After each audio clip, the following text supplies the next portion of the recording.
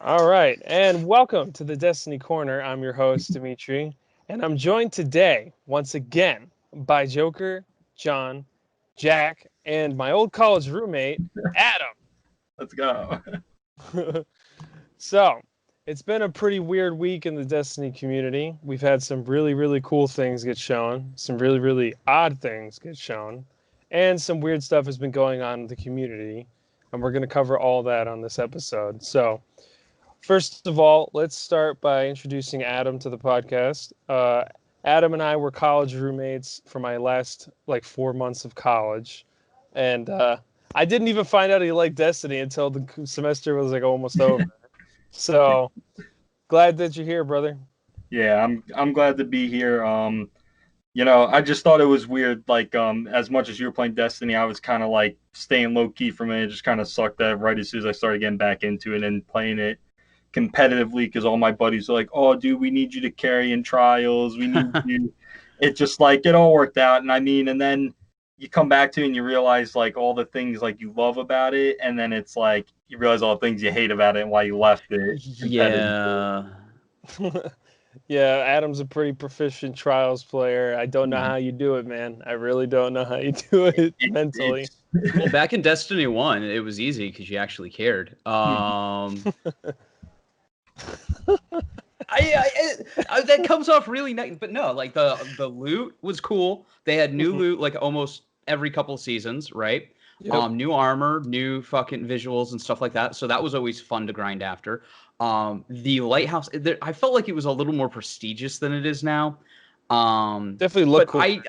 I think Destiny, and this is just my opinion, I think Destiny 2 is a vastly easier game than Destiny 1. And a lot of people are going to be like, oh, I can't get to Lighthouse.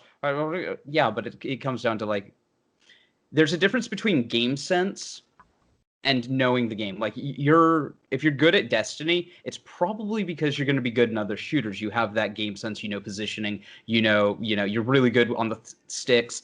You're going to be good in Halo. You're going to be good in Call of Duty. You're going to be good in Overwatch, or at least decent, right? Where like, then you like remove that qualifier of like baseline skill and where that is, and then like what does it actually take to be good at Destiny or competent?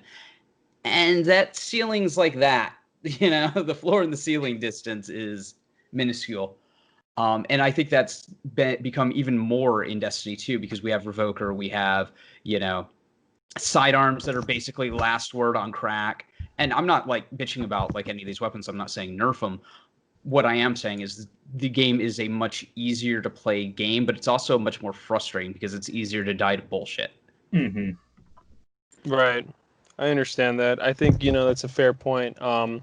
Especially with, let alone the supers in Destiny 2 are so much more, Oh, yeah. forgiving and more powerful ad clearing or damage dealing monsters. I remember in D1, I didn't fully understand the tactical advantage of Tether until I got to Destiny 2, and it was like turned up to 11, especially with Orpheus Rig.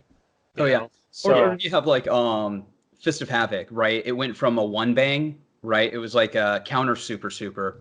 Or like if you've seen that group, you come around the corner, you're like shoulder charging, you Titan skating your little ass off. You see that group there and you're like, oh yeah, Titan slam time. Or oh shit, I forgot to turn this off. you're good, man. Or you have the the warlock, the self-res warlock. He comes back and you just Titan slam his ass because that's the cycle, right? If you slammed him too soon, if you wasted it on the warlock and he stood up and kicked your ass out of radiance, well, you know what? You fucked up. If he self-revived into you and then you Titan slammed his ass, well, he fucked. See that gameplay dynamic? It was so good, but you don't have that in Destiny. What you have is like these supers that go on for like 30 seconds. You got like golden gun that shoots like 6 times, and then you're getting energy back each time you get a kill. And it's like, Yeah, I mean, I do think it's a fair point to say, and I know it's going to sound weird, listeners, but I do think that supers tend to last a little bit too long because it always feel like in Crucible when you get killed by a roaming super, it's always on the last amount of their super, and they just went on a rampage. And Oh no, I love getting killed by a super, then spawning and getting killed by the same super. Yeah. That one in sixes. Oh my god. Iron But you can't be Banner mad. nightmares. You can't be mad about it because that's the game we're playing, right? It is And what it is. I think a lot of people misconstrue being critical of like this aspect of the game and going, oh well, this is the way it is. This is why it's easy. And they're like, what, you're calling this game that I'm not very good at easy? How dare you? Oh, clutch my pearls! And you're like, no, dude, I'm just saying, like, this is like the most crazy version of Super Smash Brothers as a video game, and let's just enjoy it that way. Let's stop trying to make it MLG. Yeah, I think the MLG train left Destiny a very long time ago, and I appreciate G1 and all of them trying to. Did you rules, like how much stuff is gutted? I saw that. Yeah. There's there's a post that we saw on Twitter of a tournament rules for Destiny, and basically it made it illegal to do anything in Destiny. Basically, you can only have one sniper on your team. Let's just start there. Yeah. That's like everything the pros use, dude. And then like you're thinking, well, only one sniper. Well, then everybody's just using Fell Winners, right? Fell Winners and Thorn. Like that seems to be all you can use. Yeah, Fell Winners is god tier apparently, but the thing about MLG is that, as the problem is Destiny will never truly be balanced in PvP. So unlike with Halo, where everybody was on a level playing field, you just can't do that with Destiny. And I remember, I think you might have said it in your video, or you might have said it on your YouTube stream, but you said like everybody needs to be hunters, or everybody would have to be titans, and everybody would have to be a warlock with the same abilities, and like the only way to balance is everybody to play the same thing. Yeah, so I remember you said and nobody everybody wants to has play to be Destiny hunters. like that, dude. Like, yeah, nobody wants to do it like that. So what do you think, John and Jack? What do you guys think about supers in Destiny 2 and whatnot? I guess more so competitive viability. Yeah, so I get the whole getting killed by a roaming golden gun and whatnot, but as a warlock that pretty much is primarily void, I can't use the blink void super. I just can't get to grips with it. So it's I get a headache every time. Yeah, I'll just send it in and just carry on playing, and then I'll get 3 kills and I'll be happy. That's me. So beyond that, honestly, I don't mind it because, like you said, it's not balanced. It's not Halo where everybody's running around with a DMR and a Magnum and whatnot. It's you've got weapons from Beloved to Thorn to even Trinity's Ghoul. If you're a noob like me, it's like running around and killing people with it. And it's fun. I don't do trials. I wish I did, but I don't have the time or the inclination anymore to really do it. But it's those rules sound crazy. Taking it with like one sniper only, I imagine they'd probably eliminate some of the trees as well in the supers, and it's not Destiny, is it? You might as well play Call of Duty or something. So, no, just play your own way. I know it sounds cliche, but play your own way. What about you, Jack? Do you have an opinion on supers and whatnot? MLG? Yeah, kind of, because like I hear you guys sort of talking about how there's like so much diversity between like different classes where everyone would have to play the same sort of class for it to work. But even then, there's so much diversity within each subclass tree where it's like one subclass is always going to be better than the other. Because it feels like we're starting to get to a point with these supers where they start to do the same job. Like, I felt exactly the same way when I looked. I'm sure everyone else has the same opinion of the new Berserker Titan. Looking at that, you're like, well, that's just pretty much just doing the same job as a Striker. Yeah. And so we're going to get to the point where, like, some supers are going to do the same job, so you may as well pick the one that does it better, therefore leaving other supers just not there. Yeah, I was looking at that, and I was like, if this doesn't have shoulder charge, why would I play it? Other than the fact that it can freeze everything. Yeah. And then like in like Crucible wise as well, like because of all the benefits Achievement of Sky Dawnblade has, why would you pick bottom tray? Yeah. When you have, because it recently got buffed, so it's just, well, not recently, but like it's been the like newest of the Dawnblade trees that go buffed. And I feel like it's almost the exact same situation in PvE as well. Like being forced to use a subclass that's better. Like I'm pretty sure every Warlock has been at least through this once where their team has just gone, yep, you're using Wall of Radiance, we don't care. Yeah, and that, which is kind of funny because in my opinion, fucking Radiance, just back in the day, Radiance was actually more distinctive to Warlocks than Well of Radiance because that's just Titan Bubble without the cool stuff. And so you could like really make a name for yourself with using like Radiance and or not necessarily a name for yourself, but it does come out of like creating your own identity within the game, right? So if I'm going through and I'm playing, I'm running around shoulder charge. Like everybody knows me as the guy who shoulder charges everything. And that's how I play. That's how I choose to play. I had a buddy, his whole thing was like, he was self-res Warlock, and that's how he played everything. He never felt like he was being forced to do it whenever he went into a party. It was just one of those things like, you did it because that was, you know, what he wanted to do. But now you have Well of Radiance, which takes away those kind of hero moments that like turn down for what? I'm going to go solo Atheon real quick and save the fucking raid. You don't have that anymore. What you have is Titan Bubble. I don't know. That's my Yeah, my like rant on it. in Destiny 1, like you could pick pretty much any super for like either competitive play or, you know, PvE play, and your fight team would kind of be like, oh cool, because they all had equal viability. Yeah. But now, like you have, like I remember when was that? I think that was like Season of Dawn or something, when Striker, like bottom tree Striker, had the issue where it just lasted forever. Oh Yeah. yeah. You get moments like that where it's like, why use anything else? Yeah, Yeah, and where I you had think One-Eyed that's a Mask concern. and it was just I think it's a concern because we've already seen Bungie try and try again to make other supers viable and something that people could actually use. And I can't tell you how many times people gave me shit for trying to use a super like in a raid that you wouldn't normally use, but just because like I'm trying to make it work, I want to do something different. And the problem is like these issues of constantly. I mean, this is why the Reckoning failed, because they were tailoring content to the way that they wanted us to play. And so you have content like in the raids in Destiny 2, which are vastly different gameplay wise than Destiny 1, because and I'm not saying this as one of those people on YouTube who's like, Destiny 1 is better than Destiny 2. Oh I god, am. yeah.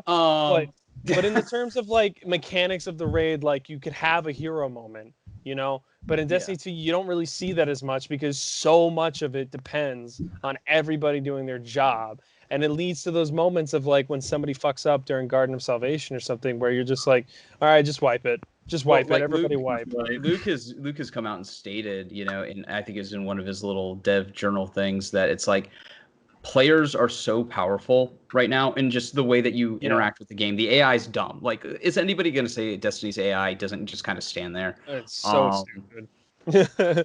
And that's not like a negative. Yeah. Like we know that the raid is all about their mechanics, not about shooting the AI. The AI is just there to see if it can trip you up. It's there to like give you something to do while waiting for the mechanics to cycle through.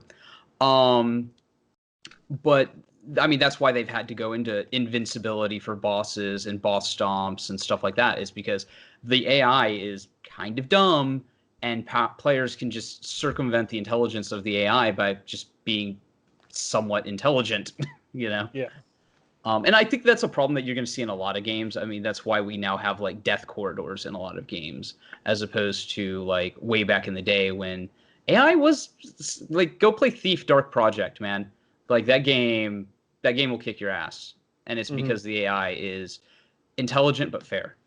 Yeah. And, it's an interesting conundrum. And, I'm always going to try to give them the benefit of the doubt because I can imagine that right now it's probably really difficult to design content that's going to test us without making us feel like they're, pushing us down on purpose. Oh, yeah. Well, I mean, plus we also have a ton of different AI behavior, right? We have the Fallen, we have the Cabal, we have the Vex, and they all act somewhat differently.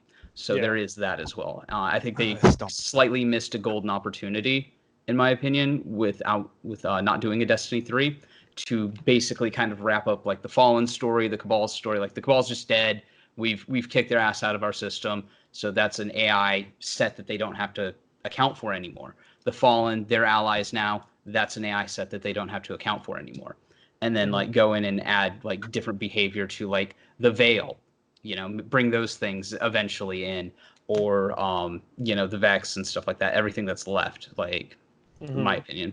I would have, I do love the Fallen with their like crawling around and all that. I wish that could be implemented more in some intriguing ways, just because like they're really interesting to fight against, and I just think there's potential there for cool animations and mechanics and stuff. And but I don't want this to seem like we're all hating on the new supers and stuff. We're just saying things that shock us or they look the same. And that's I wouldn't say I'm disappointed by the Hunter, but I'm a little disappointed in the fact that it's literally just Ice Blade Barrage and there's no melee option for it. Like I was really looking forward to hacking things to death with ice, sides, but now as you can tell by the gameplay, it's just, the freeze and then kill animation. It's a one-off.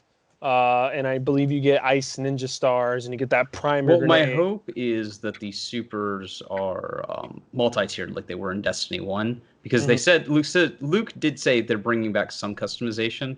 So my hope is, and we did see a little variety in the supers and in the grenades and stuff. Like some were shatter grenades, some were stasis grenades, stuff like that. Yeah, so that's because we're not going to have trees with these, right? We're not going to have like the standard 3 trees. Well, we're going to probably have more like Destiny 1 trees or something like in between where it's like that instead of the grids. Okay. Now, I think the most unique one, at least in terms of not being exactly like other supers, I think the Warlock one with the staff, interesting. John, what were your thoughts on the reveal for the Warlock super? So I really liked it. And I know you're saying it doesn't look like it looks like something else, but it does look like lightning hands, right? But from a staff. So it'll be interesting to see how it'd be nice for them to show it actually from a player's perspective. So we actually get to see it on screen, the UI and everything, and just see how it operates. Because if it's just like that, and I can just point it in a direction and it'll lock on and it'll do something, I want a bit more skill based around it. So I know it'll never be completely free aim because it's just not going to work. But with Chain Lightning, I can literally just fingers down and it'll just obliterate stuff when I do choose to play it.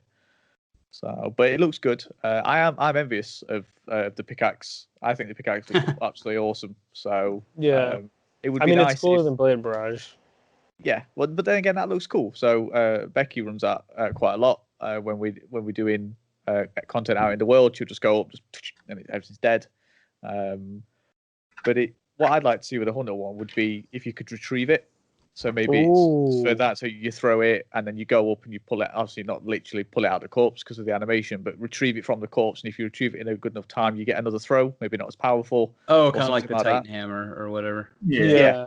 So I think that would be pretty cool. So, and I'd like the staff one to have I don't know what the Hunter ability is, but it's annoying as shit where you spin it. Have something like that. Because the force field. Back at people. Yeah. It's so annoying when you're in Crucible and you're just like, yeah, boom, and Hunter goes, no. And then you die. And you're like, yeah, so I mean, to have that. Yeah. Hello, Darkness, my old friend starts playing. Yeah. I really like the Ninja Stars. That was the coolest thing, in my opinion. Cool. Yeah. I mean, like, you bounced it off the wall, I believe is what he threw a primer grenade, which froze them all, and then he threw the Ninja Stars off the wall, and then what I'm wondering about the Ninja Stars, now I know he threw them and they bounced off the wall and it hit the guys, but is there any auto aim with those Ninja Stars at all, or do you have to actually like directly throw it like a throwing knife at someone? That's what I'm wondering, and I'm sure we're gonna get gameplay. I think what's gonna happen with that is at first it will be like the throwing knife was when it first came out, but then it'll be really good and people will be like, no. Tracking knife, nerf it. Yeah, When do you find out? Is it the 8th September for you guys? Yeah, we're the last ones. Hunters are last. I think I said this to Jack. It was like, yeah, right. They said, okay. No, I remember they said I said it to Jack, I believe. I said it looks like they're just gonna eke out as much of this as they can until the next season starts. You know, like, oh, this week we're going to talk about this one, and then this day we're going to talk about this one, and then this day we're going to talk about this one, and just eke out all these reveals and these showcasings until the very last minute, which is fine. Well, I mean, as a you know, YouTuber, it's that's like fine. good for me because I'll always have Yeah. something to talk about. Yeah, you'll always have content for a video, which is good. I mean, we're all kind of just stuck with this, you know, delay, and so I get it. It's fine, you know, whatever. I think it's better to actually reveal everything in bits and pieces because I think it'll just get really confusing and overwhelming if they do it all at once.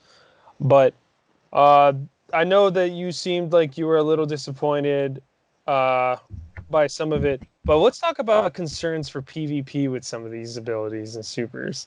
And I know that Joker has a very strong opinion on this, but let's start with Adam. Adam, what are your concerns about this, given that you're a pretty proficient Trials player? So, everybody seems here like to like play one way, and you know me, I was a big Titan main, and then coming back this season, I kind of played around everywhere. Like I played a lot more Warlock because that seemed like in Trials, Warlock was a lot more meta for me sniping, being able to Icarus dash and get into those stupid spots and everything like that. Yeah. And then playing Hunter, you're a little bit more faster and agile to dodge around corners and everything. So it was a big change coming off Titan for Trials, and it definitely benefited me into getting me into like top 1.4% in Trials. But it was an adjustment. But with these supers, with everything I'm seeing, it seems like it's just going to be like, the same old thing. They're going to get hype. People are going to know how to use them and drag them, and who knows if we're going to get new exotic armor or not with this expansion right away or not. That's going to help with extending them. That's like another thing. Like I forgot what was what are the gauntlets called that Titans use? The ones that give you the shield when you slide. Everybody was using those when I came back. Oh, you mean the boots? Oh, the Taos boots. Wards? Yeah, The boots. Yeah, I don't know why I said gauntlets. The boots. I think out of the three, the one that seems like it's going to be the most annoying and one that I'm probably going to use the most is probably going to be the Titan one. Titans are kings. They always get the best supers. I saw like a meme the other day, and it was like with like the Hunter with like a diamond pickaxe, the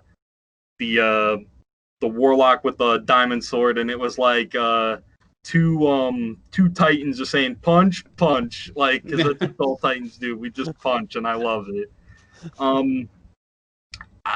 The one super out of the three, though, other than the Titan, I think that's going to be probably a little annoying, might be the Warlock staff. Depending on how far you can shoot with that, like that seems like that's just going to be like a big like, all right, if I see you, you're done. Like I can hit you across the map with this. It's just it's going to come down to how it's going to play out, and if that's how it is, I might run that too. Mm-hmm. Now, I know we saw in the video, we were just talking about it before we started recording, and everybody's been talking about it on Twitter. The Titan puts up a grenade that I believe that's what one of the grenades, it can create a wall of ice. He creates a wall of ice to block off the shots from the enemy. And then he slams down, freezes the enemies, and then the Warlock comes over and kills them. So a lot of people in the community are concerned about the gameplay mechanics of freezing people in PvP. Just seeing how annoying that would be to just get frozen and then watch people kill you. Because I remember, Joker, you said in your video, it's not like when you're hit by a tether, when you can still defend yourself in a tether. It's not easy, but I've survived being hit by a tether or a suppression grenade. It's something different when you're straight up frozen. Well, yeah, it's like somebody, say just in general, I mean, we've all done this, we've all been in games where like you just do the YOLO grenade. Yeah. Right? Or you get YOLO grenaded and somebody just wasn't aiming for you, they weren't trying to kill you, they just chunked a nade across the map and it ticked you and you're like, oh, well, okay, I'm taking a little bit of nade damage, that's whatever. Watching these grenades like create these stasis fields and freeze people, or these melee abilities create these stasis fields and freeze people, it's just like, wait a minute, you're punishing players for playing your game by like putting them in a timeout arbitrarily. Any mechanic, this goes back to armor lock and Halo. Any mechanic that like instantly like pauses the game during an engagement for either side is a bad mechanic, in my opinion. Mm-hmm. John and Jack, what do you guys think about it? I think it's gonna disrupt. I think for the first whole season, it's gonna disrupt how we play because you're gonna have that kill corridors, and if the staff isn't a narrow beam and it just can fill a hallway, and you're running one warlock or more, you're gonna absolutely shred people down there. And while people figure out what they can do with the walls, can they use it to get places they shouldn't get? Find sniper perches and everything like that. It's gonna really disrupt it. But that's also fun because a big complaint with Destiny at the moment that I see and read more often than I wish I did was it's the same stuff again and again and again. You're getting a completely brand new ability system here, whether you like it or not. No. Mm-hmm. Yeah, I think that's a very. Oh yeah, I fair- think they're going to be really cool in PvE. PvP is the only thing I'm worried about. Yeah, I think the other concern I have is like as you were saying with like how it's gonna stop the game. Another thing is like when I play trials or competitive and it's super versus super, it's like it comes down to who's running like the better super, who's running what. Like when I play Titan, 90% of the time I'm running Bubble or I'm running Thunder Crash or something like that. I'm never running Hammer of Dawn really that much in competitive. And it's like, and I run those because it's like, all right, someone's gonna pop Dawnblade, and it's like, all right, I gotta be able to drop a bubble and keep everybody in there while he's wasting it all trying to break it. And even when he breaks it, he's probably out, and I'll still have weapons of light, so I'm still at an advantage. So Right. my main concern with these new supers is gonna be, as you were saying, with the whole freezing thing, is like, all right, as to like the suppression need is like for the Titan stuff like that, you can knock people out of a super. Like, are all these grenades going to be able to knock people immediately out of their super and freeze them? Yeah. Mm-hmm. Yeah, definitely. I hear you on that. Jack, what do you think about all this? Well, I have to say, I'll start off with something I actually enjoy, and I feel like it's the one thing that Anthem actually got right, and that's the idea of priming and detonation. Mm-hmm. Yeah. I really like that idea and that concept of like, because I thought it was perfectly showcased with the Titan, him like with that capture point, and he put up the wall, he slammed, he primed them for the Warlock to detonate. I really like that idea of having that synergy of different abilities priming an enemy for detonation. I really like that. But one thing I noticed from that trailer, and I don't think I really have heard people talk enough about, like my concern, is people talk about like that wall grenade that sets up a massive wall. Like that's pretty concerning, but that other grenade that like we saw like in the trailer that the hunter chucked with that massive field and then sure. Oh yeah, they were like slowed. Yeah. But that field looked like it was 3-4 times the size of a vortex grenade. That was absolutely huge. And I feel like that was way too big for what it did. Like, if any enemy, like, I don't know how exactly it works, but if a field that big just instantly freezes enemies, that's Yeah. such a huge advantage. Yeah, that looked we know- even bigger than the Titan bubble. Yeah, Mm. and like You talking we about talked about the how, like, Warlock Rift? The hunter's like grenade that freezes people. I mean, it's like what Joker said with this, like the YOLO grenade. What if you YOLO grenaded that and froze the other team in in a mode where that mode where you're detonating the bombs? What if you YOLO grenaded that and you get that instant, like, let's just say 5 Mississippi advantage? That's a bit like, concerning. I really find vortex grenades slightly annoying, and they're like only it looks like a quarter of the size of this. So that is like something I figured was like a really major concern.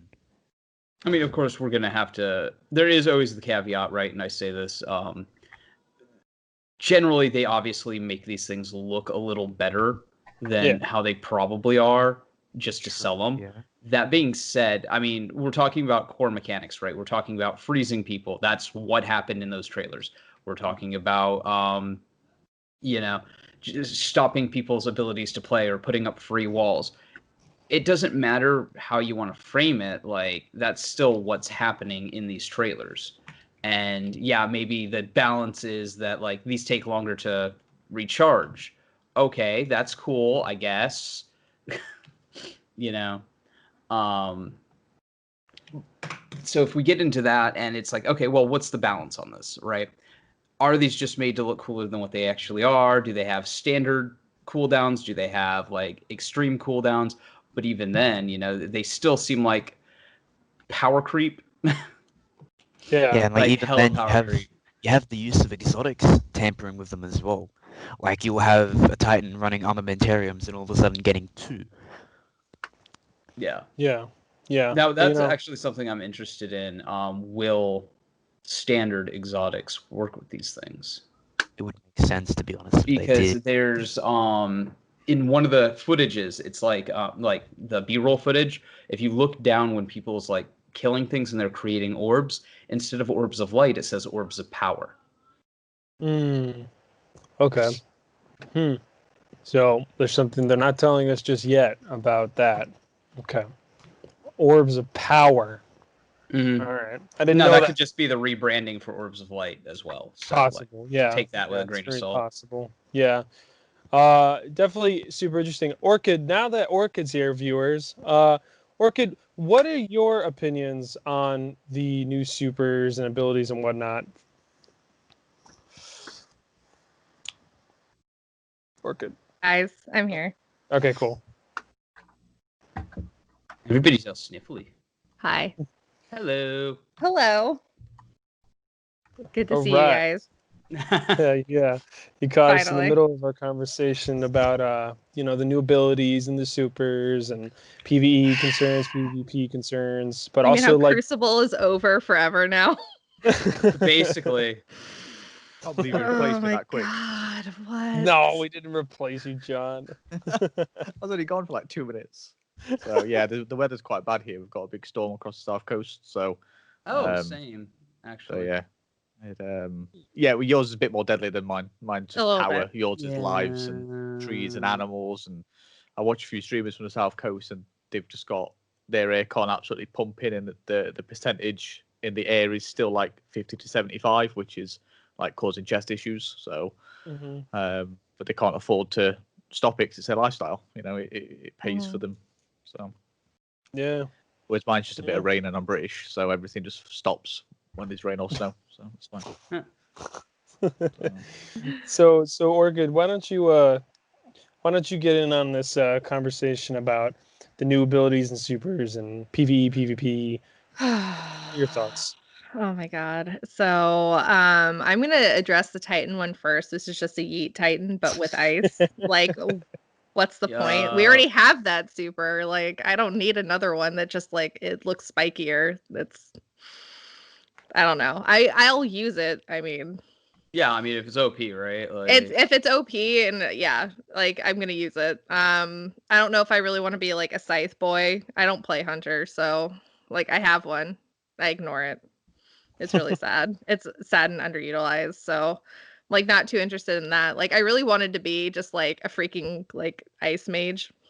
So I'm like not excited about like the babushka look that the armor has because my god, like I told you guys like 3 that weeks ago. armor is not good. The armor It wasn't. real bad, and it's still real bad. I mean, the Titan armor looks just like if Master Chief and Dead Space like had a weird baby. And we got like Dead Space armor this season too. Yeah. So this is like the second Dead Space armor that we've gotten. And then Fellwinter's helm also looks very Dead Spacey. Yeah. So I don't know. I guess they're sort of cribbing from Dead Space now. The Hunter armor is just like super basic. It's really like basic bitch armor. Like we have it already, I'm pretty certain. But I mean the supers, I'm a little worried about the fact like watching I'm mainly focused on like the Crucible play and not really on like the PvE aspects because I'm like, okay, wall building super useful because I have a lot of friends who don't know how to jump. So Right. I mean like anything to help them out. Or I have a feeling they're just gonna start creating puzzles where you have to like create walls to jump on.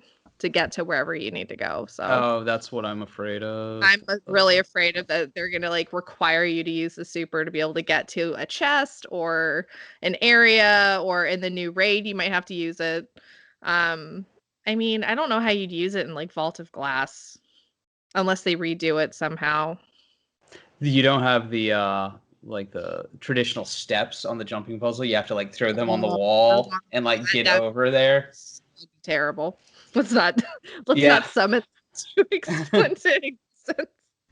I am mainly worried about PvP and seeing that, you know, honestly, like at least with other supers, like it doesn't completely nullify you. But with this one, I don't like the idea of just sitting there and not being able to defend myself. That really irritates me. Like we've talked about this in the past. I'm not good at PvP. Like I try. Like I was definitely in friends' backpacks to get to 5,500 this season. It was not my own doing. And being out now, like sitting on a control point and suddenly being frozen, like flash frozen, and then what? That I'm killed all of a sudden? Like that's it? They just freeze me and then I die? Is that? I almost wonder, because I mean, any game dev like 101 class will tell you, creating mechanics that like punish players by forcing them to just sit there and do nothing is going to be, it's not engaging, it's bad game design. But we have kind of had this not resurgence, but this like huge what are those fucking battle royales? Yeah. You basically do that in battle royale. You get killed and you sit out, you know, for long periods of time. Right. And I'm wondering if they think they can get away with that because that mechanic's so prevalent in a lot of other games. They're like, yeah, if we have this like battle royale mechanic where you sit out, like nobody's gonna mind at all in our fast-paced first-person shooter being forced to sit down. It's gonna mind. But are they sitting down, or do you just get frozen there and then what, you break out 5 seconds later, 2 seconds later? Like they shatter you with, like, seeing the trailer made the supers really unclear, even though they're like, oh, look at these new supers. Like I learned almost nothing except that I know PvP is gonna be a nightmare. Like Mayhem, like forget it. So Oh yeah, John, you can continue, or that is John. I hope that's John. If you want to continue your point before the storm, cut you off. Yeah. If you remember it, because I don't know. I'm joking. No, it's still good. Still good. I think it's talking about like sniper purchases and stuff on people jumping into places. Oh yeah. But I think that's the way it's going to be for that first season. Whether whether we want to accept it or not, that they're not going to, or probably not, aren't going to balance anything too soon, because you've got to get through basic content. You got to start hitting nightfalls, raids, trials. Depending on how soon trials comes in, start seeing that if there are new exotics, like Adam said, if they do come in around those abilities and those grenades, how are current exotics going to work alongside them? Ones that aren't specific to a certain ability, but a super regeneration or a grenade regeneration or melee damage, etc.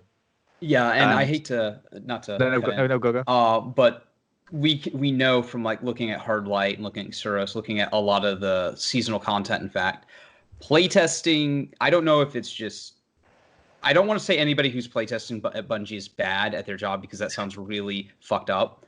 But I don't know if it's like how many people they have doing it, what they're looking for, the skill level of the players doing it. Like there's a lot of things that you got to take into account. Like we break the game in weird ways all the time. And you like, when we do it and we make guides on it and stuff like that, you're like, this is obvious. How didn't Bungie see this? But at the same time, we're looking to break the game, not necessarily, stuff like that. So how much has this been tested in a I want to break the game and I want to cheat, not necessarily cheat, because I don't think breaking the game's cheating, but I want to cheese, I want to knock Atheon off the ledge, sort of way. Yeah, exactly. If I can't do that in new Vault of Glass, I'm going to be super irritated. Oh, no. Imagine, no, like think about it. The wall grenades. Wall grenades, wall Atheon off the ledge. Yeah. Just staggering back, don't you? Can you imagine they built in like an invisible we're already thinking about this from doing it? But they definitely did. Break the game. Right. Bungie's gonna listen to this and be like, quick, put in an invisible barrier, quick. Kill it. But I think that the biggest thing, and this may not go away after balancing, is it's a path that Blizzard took. It took a long time to come back from it with World of Warcraft. Was if something is so good, and we spoke about it briefly, like taking certain sub-specs over others, if we can cheese our way through freezing things, or even slowing things down, and you just out of attrition you conquer content, you're going to want to bring 2 out of 6, 3 out of 6 in a raid just to get through stuff. And if you don't like that spec, if I don't like it and I want to go back to Void, am I going to get into content? Mm-hmm. You know, it's prevalent in a lot of games. You know, you've got gear score, you've got, you know, so many achievements, or you've got to have triumphs to be able to do this. But I haven't got that because I can't get into it because I want to play this spec, or I want to play. Oh God, my yeah, weapon. exactly. So is it going to get like that? But with Stasis, is it going to be, we need at least 2 people to be able to lock down this area so the other 4 of us can do what we need? Like we had it with weapons. You know, you've got to have Galahorn, you've got to have certain types of weapon archetypes to do Leviathan at the beginning. It's like you've got to have a high-powered rocket launcher to do the dogs and stuff like that. And it's like, but I want to play my way. You got to have cluster bombs to go fight Riven. Yeah, I was just gonna say, like, Riven at the beginning, it was like very specific, and that was just the way people figured out how to do it. And if that's the game that Bungie wants to make, that's great. But don't sit here and tell me that, like, we want to design it so that you can play your way, but then also shoehorn in this, like, no, you actually, but this is the best way to play, sort of way. Yeah. Like one or the other. And I can respect either opinion. Yeah. You know, and you know, time will tell. We have to see, like, you know, viewers, we haven't quite seen, you know, obviously yet, all the specs for these supers and abilities. Actually, right now I just found gameplay. Yeah, you did send me of that. The Titan super. It's ridiculous. Every mechanic of it. Yeah. It's pretty. I gotta say that at least the naming schemes are pretty cool, like Glacial, Quake, Storm. Oh yeah, I think that's pretty cool. I really liked the Revenant, you know, for the Hunter. I was like, oh, I really like that, you know. That's really let's cool. talk about that. Shadebinder. Yeah. Shit. Yeah, that sounds okay. Shit. Like, I'm sorry. So, I mean, I'm like sitting here like talking about like lore and shit. Actually, Shadebinder reminds me of Shadowbinders from Game of Thrones. Oh. Some deep lore. This is why I'm a nerd. Mind blown. Anyway, what? Nani? What? Destiny rips things off? Gasps. What? Suck. Oh no. Or the Traveler's just the God Emperor from Warhammer? What?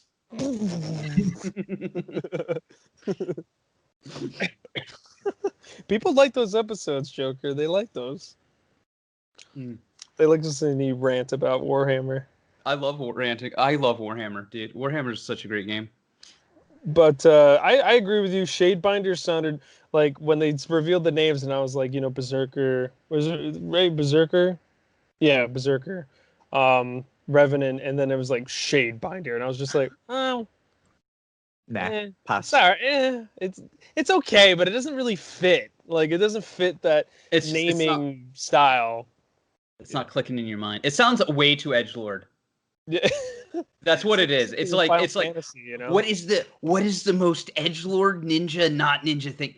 Shade. Actually, that sounds more like something a warlock would be, though. I mean, again, going back to Game of Thrones, you have the Shadowbinders, which come from a Shy by the Sea, and like so that makes more sense for a warlock, not a hunter. Yeah.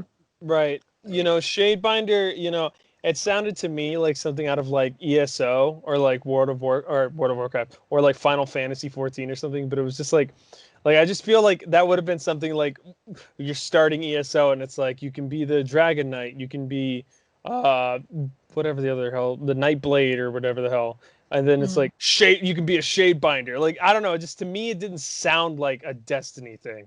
Dragon is love, Dragon is life. But that's just my opinion. I mean, like, it's not gonna like.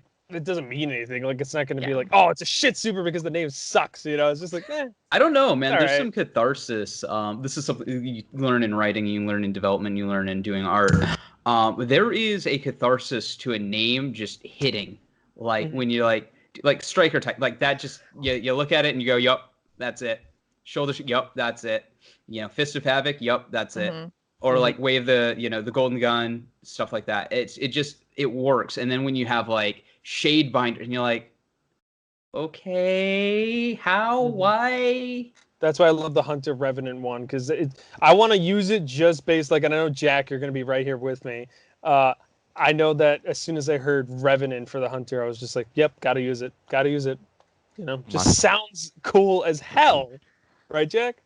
Yeah, because I remember because I was thinking about and comparing them to all the other subclasses we already had, and it was interesting how like a lot of them were like 2-word names, like gun, slinger, like, and all these other ones, except Titans didn't actually have a lot of those 2-word ones.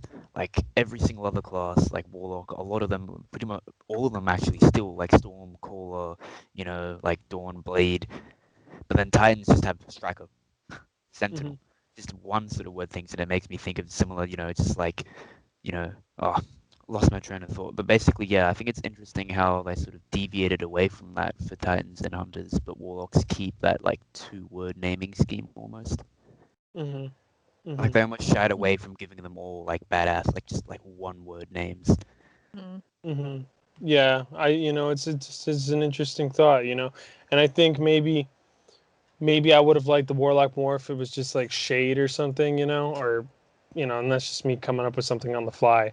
But something about Shade Binder just sounds weird to me. Just sounds weird. I don't know, but Oh, is that the Warlock? I thought that was the. yeah. Yeah, So the Hunter is Revenant. The Hunter is the Revenant. Oh no, Shadebinder. Okay, yeah, no, Shadebinder is exactly Shadebinder because of it's a Game of Thrones reference. I almost guarantee you. I will bet money. I will bet cash money on that. We've all been calling it Shade Stick since it came out. So. Yeah, no, that's what. Yeah, Warlocks have Shade Stick. That's what we've got going on now. So instead of Shade Step, right? When you recruit Warlocks, now you got to be like, can you drive stick? Yeah. That's pretty. Yeah. Yeah, I mean, and But then, what did everyone think about Europa from what we've seen so far? Meh. Cold. Anybody I'm get excited for it? I'm excited. One, I am excited for it. So, like, I'm going to sound like I'm about to talk a lot of shit, and I need to like preface this. But I thought it just kind of looked like Mars from Destiny 1, but like blue. We had that last week, didn't we? We were talking on last week's podcast. We were like, there's going to be a lot of that, and they need to get past that. Not we as consumers, but Bungie need to get past that and say this is not Mars but blue, because if not, it's going to turn a lot of people off. Well, because I thought it was Mars but blue. I was like, oh, they're bringing Mars. Oh no, that's Europa. You have the city, right? You have the buildings in the ice. Well, I mean, that was Mars. You had the cities off in the distance. You can't explore these They have all these nice, really cool buildings off in the back. This is a tangent. This actually does piss me off about Destiny. You have all this nice, cool, like shit in the background, like these cities and these like buildings, and they're all fully rendered. And then we're told the game's too big. But hey, details. And you have all this like really cool stuff, and like say it was a Fallout game or whatever, you could go and explore it, right? You could actually go and explore it. But this is it's like scenery, and it's like fully rendered. Like there's dirt on the ground that's rendered out, but you'll never be able to go there unless you glitch out of the map. And I'm like, why? Why not let us go? Like, why not design the game to do that? I've been wanting to go to the maze on IO like the entire time in D2, and like we're finally there now because they like put an activity there, but it's still like we sat there and looked at it for like 2 years, and I'm like, but why do you have it if I can't go to the thing? Not even to sound like a dick again, like when we went to the maze, because you don't like actually go down there, you like teleport down there and shit, and it's like you kind of go to the center of it automatically. You don't really get to see all the stuff that's like they could have done so much with that.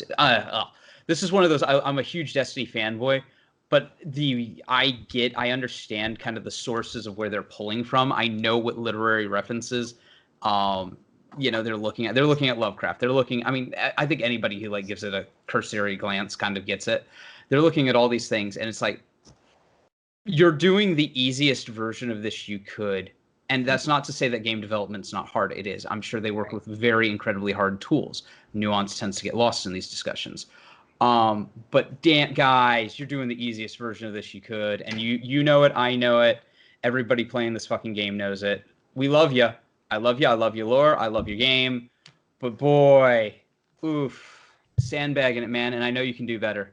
I Yeah. played Halo. Yeah, I mean, I can't tell you how many times I've been in the EDZ and I look to the left across the river and there's that big ass town on the other side and you just can't go to it, but it's fully rendered, or Wouldn't it be so cool if there was like towns that you could go along and help and shit? Like instead of just doing like bounties for the towers, like we were going through and like help you had with like hold settlements fasts and stuff. shit.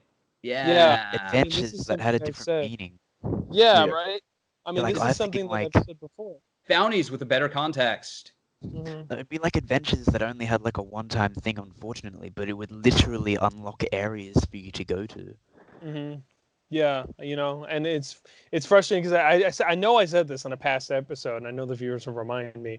I said like when I first read the Game Informer, when Destiny 2 was about to come out, and they were talking about the EDZ, and they were making it sound so vast, and there's going to be these activities to do to help out NPCs and communities and stuff, and I got this, and anybody who knows me knows I'm not the biggest Fallout fan, mainly because I'm not crazy about like the art style and like No, I feel the that. mechanics and stuff, but I love the idea of Fallout, and I love the idea of how it works with the settlements and the factions and stuff. And so, like, to me, I got this really, and we do this to ourselves in the Destiny community, but I got this really amazing idea in my head, and I was imagining the EDZ, and I was like, oh, these rolling green hills, and I'm traveling through on my Sparrow, and I'm doing activities for these NPCs that I meet throughout, because that's what they said in the interview in that Game Informer. They literally said that, And then you we do get the like game. it once for Hawthorne and what's his name? And it means Yeah. nothing.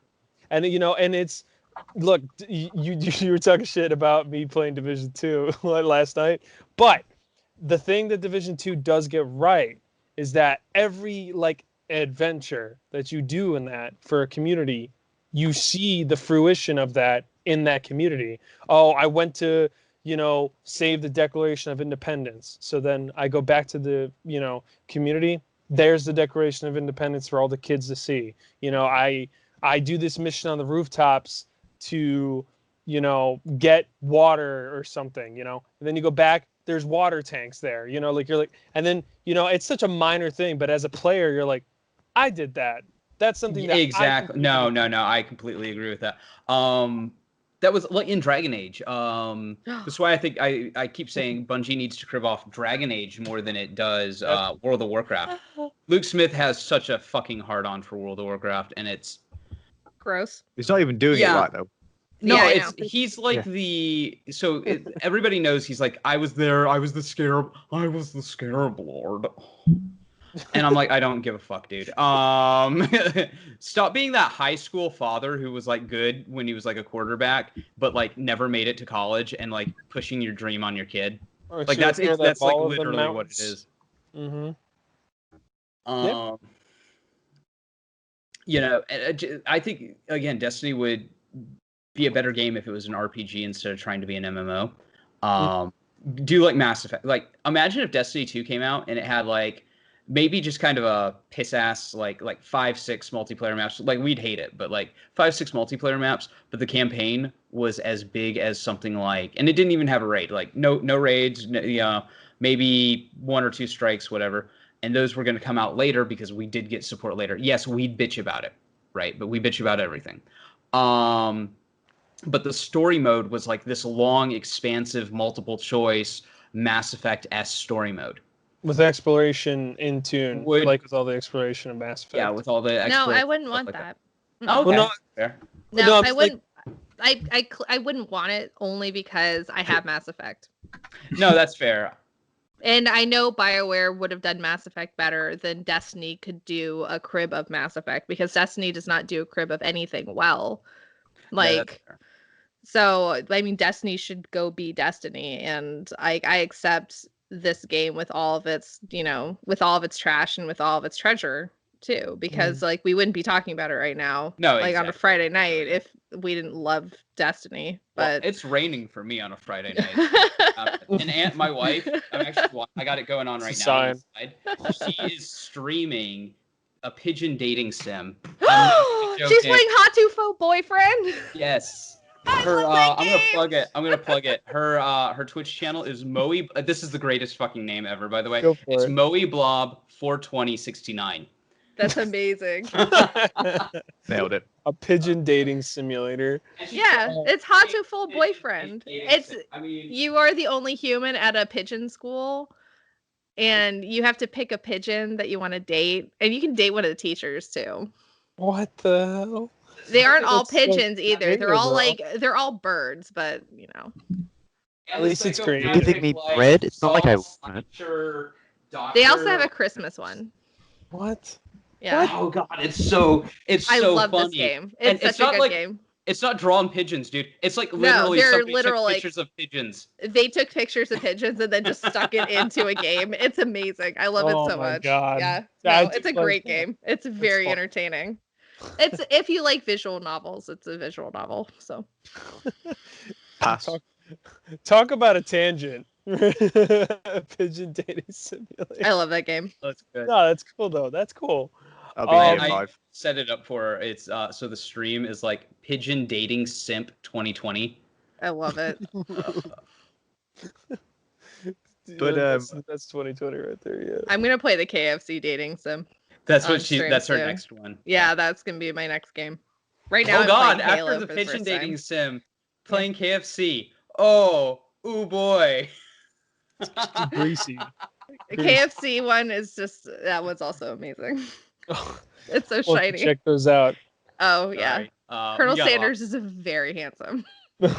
What if we had like a Shaxx dating sim though in Destiny? I'm not saying. Well, the line would be. I'm just. I mean, I'm not I mean- saying. I'm just saying, dude. Like, I want a secret Shaxx dating sim buried in the I game feel that you bad, have to like do 0 hour under a certain amount of time to be able to unlock it or something. a lot of people. I got told that this was the greatest hate mail ever. Someone hates me because I popularized the helmet. I don't think I did, by the way. I think it's just memey and it's just funny enough to like be popularized. Yeah. But apparently I'm hated because I popularized the helmet stayed on. And here I was just hoping because I was a jackass. But so like it's like the helmet stayed on, and then you think about the Shaxx lore and you feel bad for him because like Mara didn't call him back for a second date. No. And she just used him like as a dildo. Well, it's like, because she loves Shuraido. That's why. She's just using him for sex. Rip. Shaxx, Rip though. to Daddy Shaxx. Yeah, you can't treat Daddy Shaxx like that. Yeah, you what I can if think- you're the queen of the Awoken. Well, Like, EXO, so. I think no, man. I think it's she's like pining for a brother but doesn't want to tell anyone. This is some Game of Thrones stuff. right? Ah! definitely. We start She and going Aldrin Peter are Dinklage, definitely- Peter Dinklage, Peter Dinklage, Oh Peter my God. Dinklage. No, okay. Oh God. See, I want pulled pork Aldrin to like now simp over his sister, but doesn't know it's his sister because he's like been guardianed. So I God. need that. Oh wait, set up. how does the no. genetics on that work? Hold on. Oh, You Let's know- go into this. Yeah, I don't know. I need to know this Get it now. up, it's fine. Joker unite. Okay, Come so I mean, like when we think about it, the lore, right? Guardians get atomized. Guardians can be Right. atomized. Guardians can be revived from like Mhm. dust. Okay, just Mhm. as long as they're light is. I don't even know because genetic material doesn't stay in bones long. And I mean, it does. Don't get me wrong, but like you're not gonna clone a dinosaur from bones. Well, at that point, it's like there's some arguments. I think it's Dead Orbits. No, is it Dead Orbit? Or is it Future War Cult? It's a Future War Cult that says that like you're pulled from a different like timeline. Timeline, yeah. Yeah. Osiris said that it was the traveler just kind of like finds these beings that were made of light or that had like concentrated light or whatever or concentrated power and brings them back with like new person. I mean, obviously we have new personalities because we don't have memories.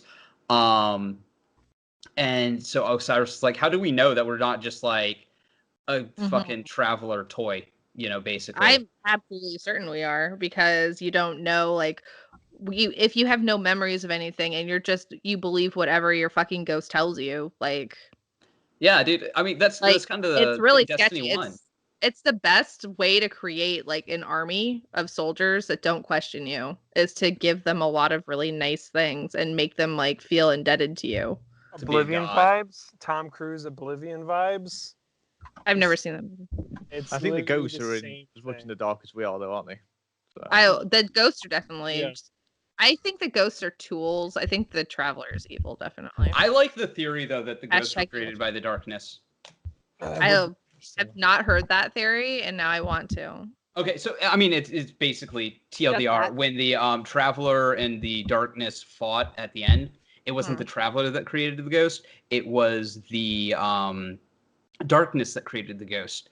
And we've just kind of been lied to about protecting the traveler, because this goes back into the what is the heart of the Black Garden, right? It's a seat right, to figure out a point in the traveler's recovery. So now that we know with the Book of the Unveiling that the light and the darkness are kind of like this thing together, if we look at the fleet of darkness pyramid ships and how they just come in and they're just like doing their thing, right? Right. And then the darkness is also talking about in some of the more recent lore how like maybe the way it did it was a mistake. The first contact was a mistake. Right. Let's try that again. So how do we know that like they didn't clash and then it like looked over the broken body of the traveler and goes, oh shit. Well, we didn't kill it, but maybe we should back off, let it heal, and like try this again. Because I think the darkness wants to go home. You know what? Like, it's an interesting. Because it was brought into existence. It was brought into an existence it didn't want. Mm-hmm. Okay. Well, it's as the winnower. It's trying to. Yeah, actually. Yeah, the darkness isn't the bad guy here. Don't get me wrong; it's not good either. I think the light and the dark really is just a matter of perspective, just like they kind of showed you in the prophecy dungeon anyway. Like that was the entire the prophecy dungeon was definitely just saying like it's not bad. It's just from where you're standing.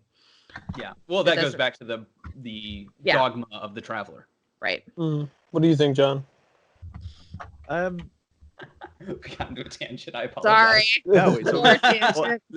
Let me take that tangent and go back to what something that was said a little bit earlier, if I can. So about looking over there and wanting to go over there. Does anybody remember like one of the very early Destiny videos? Yeah.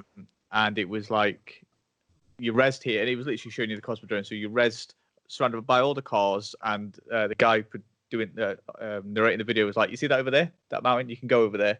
And it was just so like, obviously it was a lie because we never got to do it, but the way they sold it is the way that a lot of people still see it. Like you were saying, you want to go through EDZ and you want to do this and you see that from the very beginning. They've said that this was before they retooled the game and made the Crow become Aldrin and all that kind of stuff. But it's when you're saying it made me remember it. I've been trying to find the video, but I can't find it. But that is the 2013 E3 tech demo. It's not a video. It is what they showed at E3, and it's Joseph Staten showing the game off. Speaking of Joseph Staten, I see you wearing some Halo gear. I am. How you back where how you feel about it? Yeah, he's back where he belongs. Yeah, definitely. So 100%. I'm happy and terrified about that. I think it's going to be a good thing. Definitely. I think it's going to be a good thing long term, but if they're like 3 months out from where they were supposed to ship the game and they need a campaign director, oh boy. Nah, dude, they're just pulling a Bungie. They're just pulling a Bungie. They're going to reboot it. Halo's going to come out in a year. Well, if there's going to be a guy who can like go in, I'm not even joking. If you know it's Joe. If you watch if you listen to anything that happened with like Halo 2's development, they basically had like, this is going back to Bungie kind of over their eyes are bigger than their stomachs, I guess would be the analogy. And budget, right? No, they just were over time, and they wanted to like do way more with Halo. They wanted to make Halo 2 kind of like Destiny. And so they tried to, and had it not been for like the guys who I think run certain Infinity now, there wouldn't be Halo 2 multiplayer. That never would have existed. And the campaign would have been this like mess that had Joe and Marty not come in and go, "We're fixing this. What the fuck have you guys been doing?" Yeah. Yeah, and isn't that part of the reason why it ends on a cliffhanger? Yeah. Because they just didn't have enough time to actually put in the original ending. Well, the original ending was supposed to be all the way, from everything I understand, it was supposed to be all the way up to Halo 3, where the Arbiter, it was going to still end on a cliffhanger, where the Arbiter and Chief are standing on the ledge, and you see the arc open. That would have been really cool. Yeah, that would have been really interesting. I'm still salty, and I said this on your stream. I'm still salty we never got that Halo 2 tech demo mission on Earth, where the city looked like that giant polyp tree, and the ODSTs were there. So the funny thing about that is the tech demo, if they walked like a foot off this way or a foot off that way, the game would crash. Yeah, it was an ultimate vertical slice, wasn't it? Yeah. Oh my god, that's funny. I didn't know that. I just wish there was more of those like mechanics in there. Well, first of all, I think that was a cooler design for the city. Like it just looked really cool, but also like, destroying the artillery cannons and whatnot, and the vehicle battle was really interesting. And well, check I'm this not shit. shitting on it. Up until the game shipped, basically like weeks before the game shipped, the battle rifle was a 3-shot burst when you fired from the hip, and a 1-shot when you zoomed in. That's dope as hell. I would have really liked that. Man, that's my favorite gun. They were supposed to release like a variant like that for like the Halo 5 Warzone mode with the cards, but they didn't. Yeah, I heard about you'll that. Get there soon, Orchid, though, because you're playing Halo, aren't you, on stream? Or you have been, so. Yeah, I love playing 'cause Halo. This is my first like real Halo playthrough because I never really played it. You're playing Halo? What? You started in the right place. Started with Reach. I started at Reach, and it was a technical decision why we started at Reach, because the audio in my Master Chief collection or whatever didn't work for C. So there is there a fix for it? Yes, I had the same problem. I'm not even joking. It's a like TV setting. I'll find the video where I was able to find it, and I'll send it to you. Yeah. It's something so fucking stupid. It's on, so it worked for like half a second and then it didn't work again. And I don't know what happened, but like I am so invested in Reach, and I'm just like, I don't know where all the buttons are, so it makes it really funny. But like I was sitting there like George died, and I'm like crying on stream. I'm like, this is so unfair. People are like, it gets worse. I'm like, don't tell me that. No, I don't think after George. I think that's the George is I think that's the because he's the emotional heart of the game. I'm not gonna spoil anything, but I'm gonna counter that opinion, and I'm gonna say I think George was the emotional heart of the game, and that's all I'm gonna say about that. I'm a big crybaby, so I mean, like I don't know. The littlest thing could happen, I'd be like, I think I laughed. So I think I laughed at certain parts of the game, not saying anything, but I think I laughed at certain parts because I was just like, really? I laughed my ass off at I've got the mass. You don't have the firepower. I got the mass, and I just died laughing. Yeah. I'm not gonna talk about any more of it because spoilers. But like that line, just the way it was delivered, was fucking hilarious. Yeah, I don't know. I'm really liking it so far, and I know it's just kind of like the prequel sort of. Yeah, but it's awesome. It's true. It's really good though. In my opinion, it's definitely one of my favorite Halo games. I definitely didn't try to have a fail attempt at a last run last night. Yeah, I mean, I feel like I'm in a room where the knives will start coming out. If I start talking about Halo Reach. Okay, so to be clear, I'm one of the book fanboys. Yeah. This is the problem that my book friends have with it. That was my Halo. So I did Halo Reach, and then like also through Halo 1 and 2, I was highly competitive in the MLG FFA scene.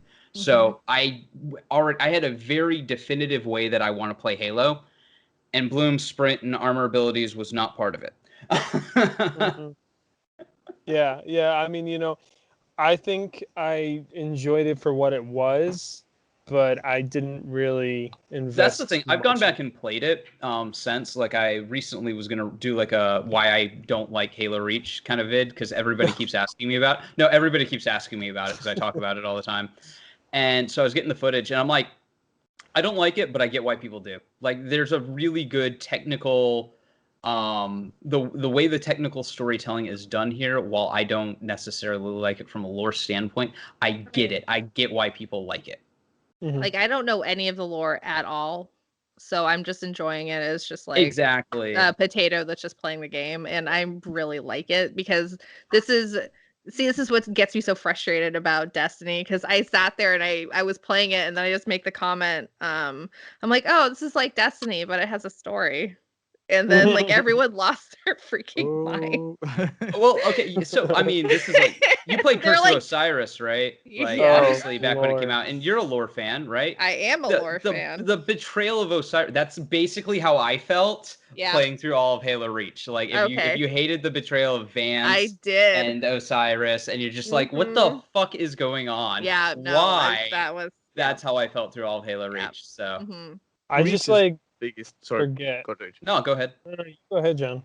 I would say Reach's thing it had against it is its name, because Eric Nyland wrote Wrote such a a good book, phenomenal fucking book. and book was people so were good. expecting that. But you can't call it anything else because it's set on Reach, so it's just parallel to it. And a lot of people went in expecting that, but it wasn't. But so if you take that out of the equation, it is literally top 2, top 3 Halo games easily. Yeah, it's a very technically well done game, and I Yeah. can't argue that. And I never will. I will say I don't like the multiplayer. I'll say I don't like That's what fair. it did to That's fair. MLG. I think it ruined MLG. But like, if you like the game, I'm not gonna shit on you for liking it. Mhm. I don't. Yeah. I don't know any better yet, so I might end up hating it. I have no idea. No. I So. think there's a good thing, and I don't take There's this games as a. that you can shit on people for liking, and I Oh don't yeah, like. there is. Or classes that they play. Yeah, Yeah. what class? I- Hopefully. Okay. If you Everyone's play on Hunter, you're playing Destiny in easy mode. Change my mind. God damn Um, it, Joe, I was Hunter gonna is say easy that. mode for babies. I knew so. that was coming. Joker Yeah, can I say. mean, you know, Joker can say. I think there's and I mean this in a good way. I mean, think hold there's a on. good thing about naivety when it comes to Halo Reach. I have the being Halo naive Reach about Collector's lore. Edition, like right there. I Like, see that. I see that. I also have the Xbox 360. So again, I have the Xbox 360. Yeah, as much right? as I'm like shit, I put out the money for it. So like, who Yeah. won at the end of that? I actually have a cool story about it. How I got mine. The reason why I have such a soft spot for Halo Reach is because Halo Reach was when I first ever got my first ever gaming, like spotlight, and that was with Machinima when Machinima was Oh, really really? big, and I like struck out on the scene with Halo with my team and everything like that, and we did a whole what is it? We did a like a red versus blue series thing where we like reenacted stuff in like Forge and stuff and got highlighted on Machinima, and that kind of is like what broke out for us and got us into like competitive for that. That's cool. I can I can respect because everybody's gonna have a So story, that's where right? I have my sweet spot for Oh, Reach. yeah. What really took me to take gaming to like a next level. So Halo 3, and I'm gonna like make a sacrilegious comment. My brain just farted. It just like. Anyways, Halo 3, the multiplayer on Xbox Live was terrible. Anybody who says otherwise didn't play Halo 3 on Xbox Live. And I think a lot of people are kind of learning that now with like the way bullet spread works, the way the magnetism is kind of weird. And I like the magnetism in Halo Reach, or Halo 3. But then you got the bullet spread, you got the fact that it's a projectile, you've got like the fact that it can be inconsistent. You can like go, I hit 4 shots, but nope, one of those 4 shots went like right there because of spread. And so you got it sometimes does feel like you're shooting marshmallows at people. And like the battle rifle and the power weapons are the only good weapons. And even then, like the shotgun's not that good. The Mauler's like, okay. So Halo 3 though will always have like this huge spot for me because one, that was like the first big gift my wife ever bought me, like when we were dating and shit. She bought me the Halo 3 Xbox. Mhm. And then like I bought the collector's edition with the helmet and shit like that. She bought me the Xbox. And then that's where I met my buddy Faison, who I've known since for a better part of a decade now. That boy flew me out to Hawaii for his 25th birthday. So I mean, like, Yeah. I get making memories and stuff on games and whatnot, and that being like, no, I like this. Yes, I can go, was it technically great? Did it have problems? Yeah, sure. But I have these memories, I have these attachments, and I love this and I love these people because of this. Mhm. So I Yeah. completely respect that. Yeah, and that's I'm just salty we never got Master Chief and a bunch of other Spartans jumping through the sky. I'm just salty we never got that scene from the book, but whatever. But Ollie, that would have been awesome. that scene would have been experience. amazing. But it is what it is. Someone got in like Halo Wars, but Yeah. Oh my God, Halo Yeah. Wars is so good. Yeah. I Halo definitely Wars, agree on the cinematics still hold up today, in my opinion. Yeah. Oh, of I course. mean, they're of course. stylized, right? Mhm. And Halo Wars 2, oh God, But that the Halo Arbiter Wars was games fantastic. are just so amazing. I just That find it Arbiter hard to get Halo into Wars the one RTS. was Yeah, I mean, I love RTSs, so I have a soft spot for RTSs. So, but there's lately not a lot of really great RTSs anymore. It's a dying breed right now. Yeah. But You got you know, StarCraft, and then you got StarCraft. StarCraft. Total War's still been going strong. Total War's still fighting, and I hope I'm they waiting keep for going. Total War to put out a good Warhammer game that doesn't fucking suck for the I would first love 2 that. years. Yeah, I would love that. So we were talking about environments in Europa, and we were talking about Yes.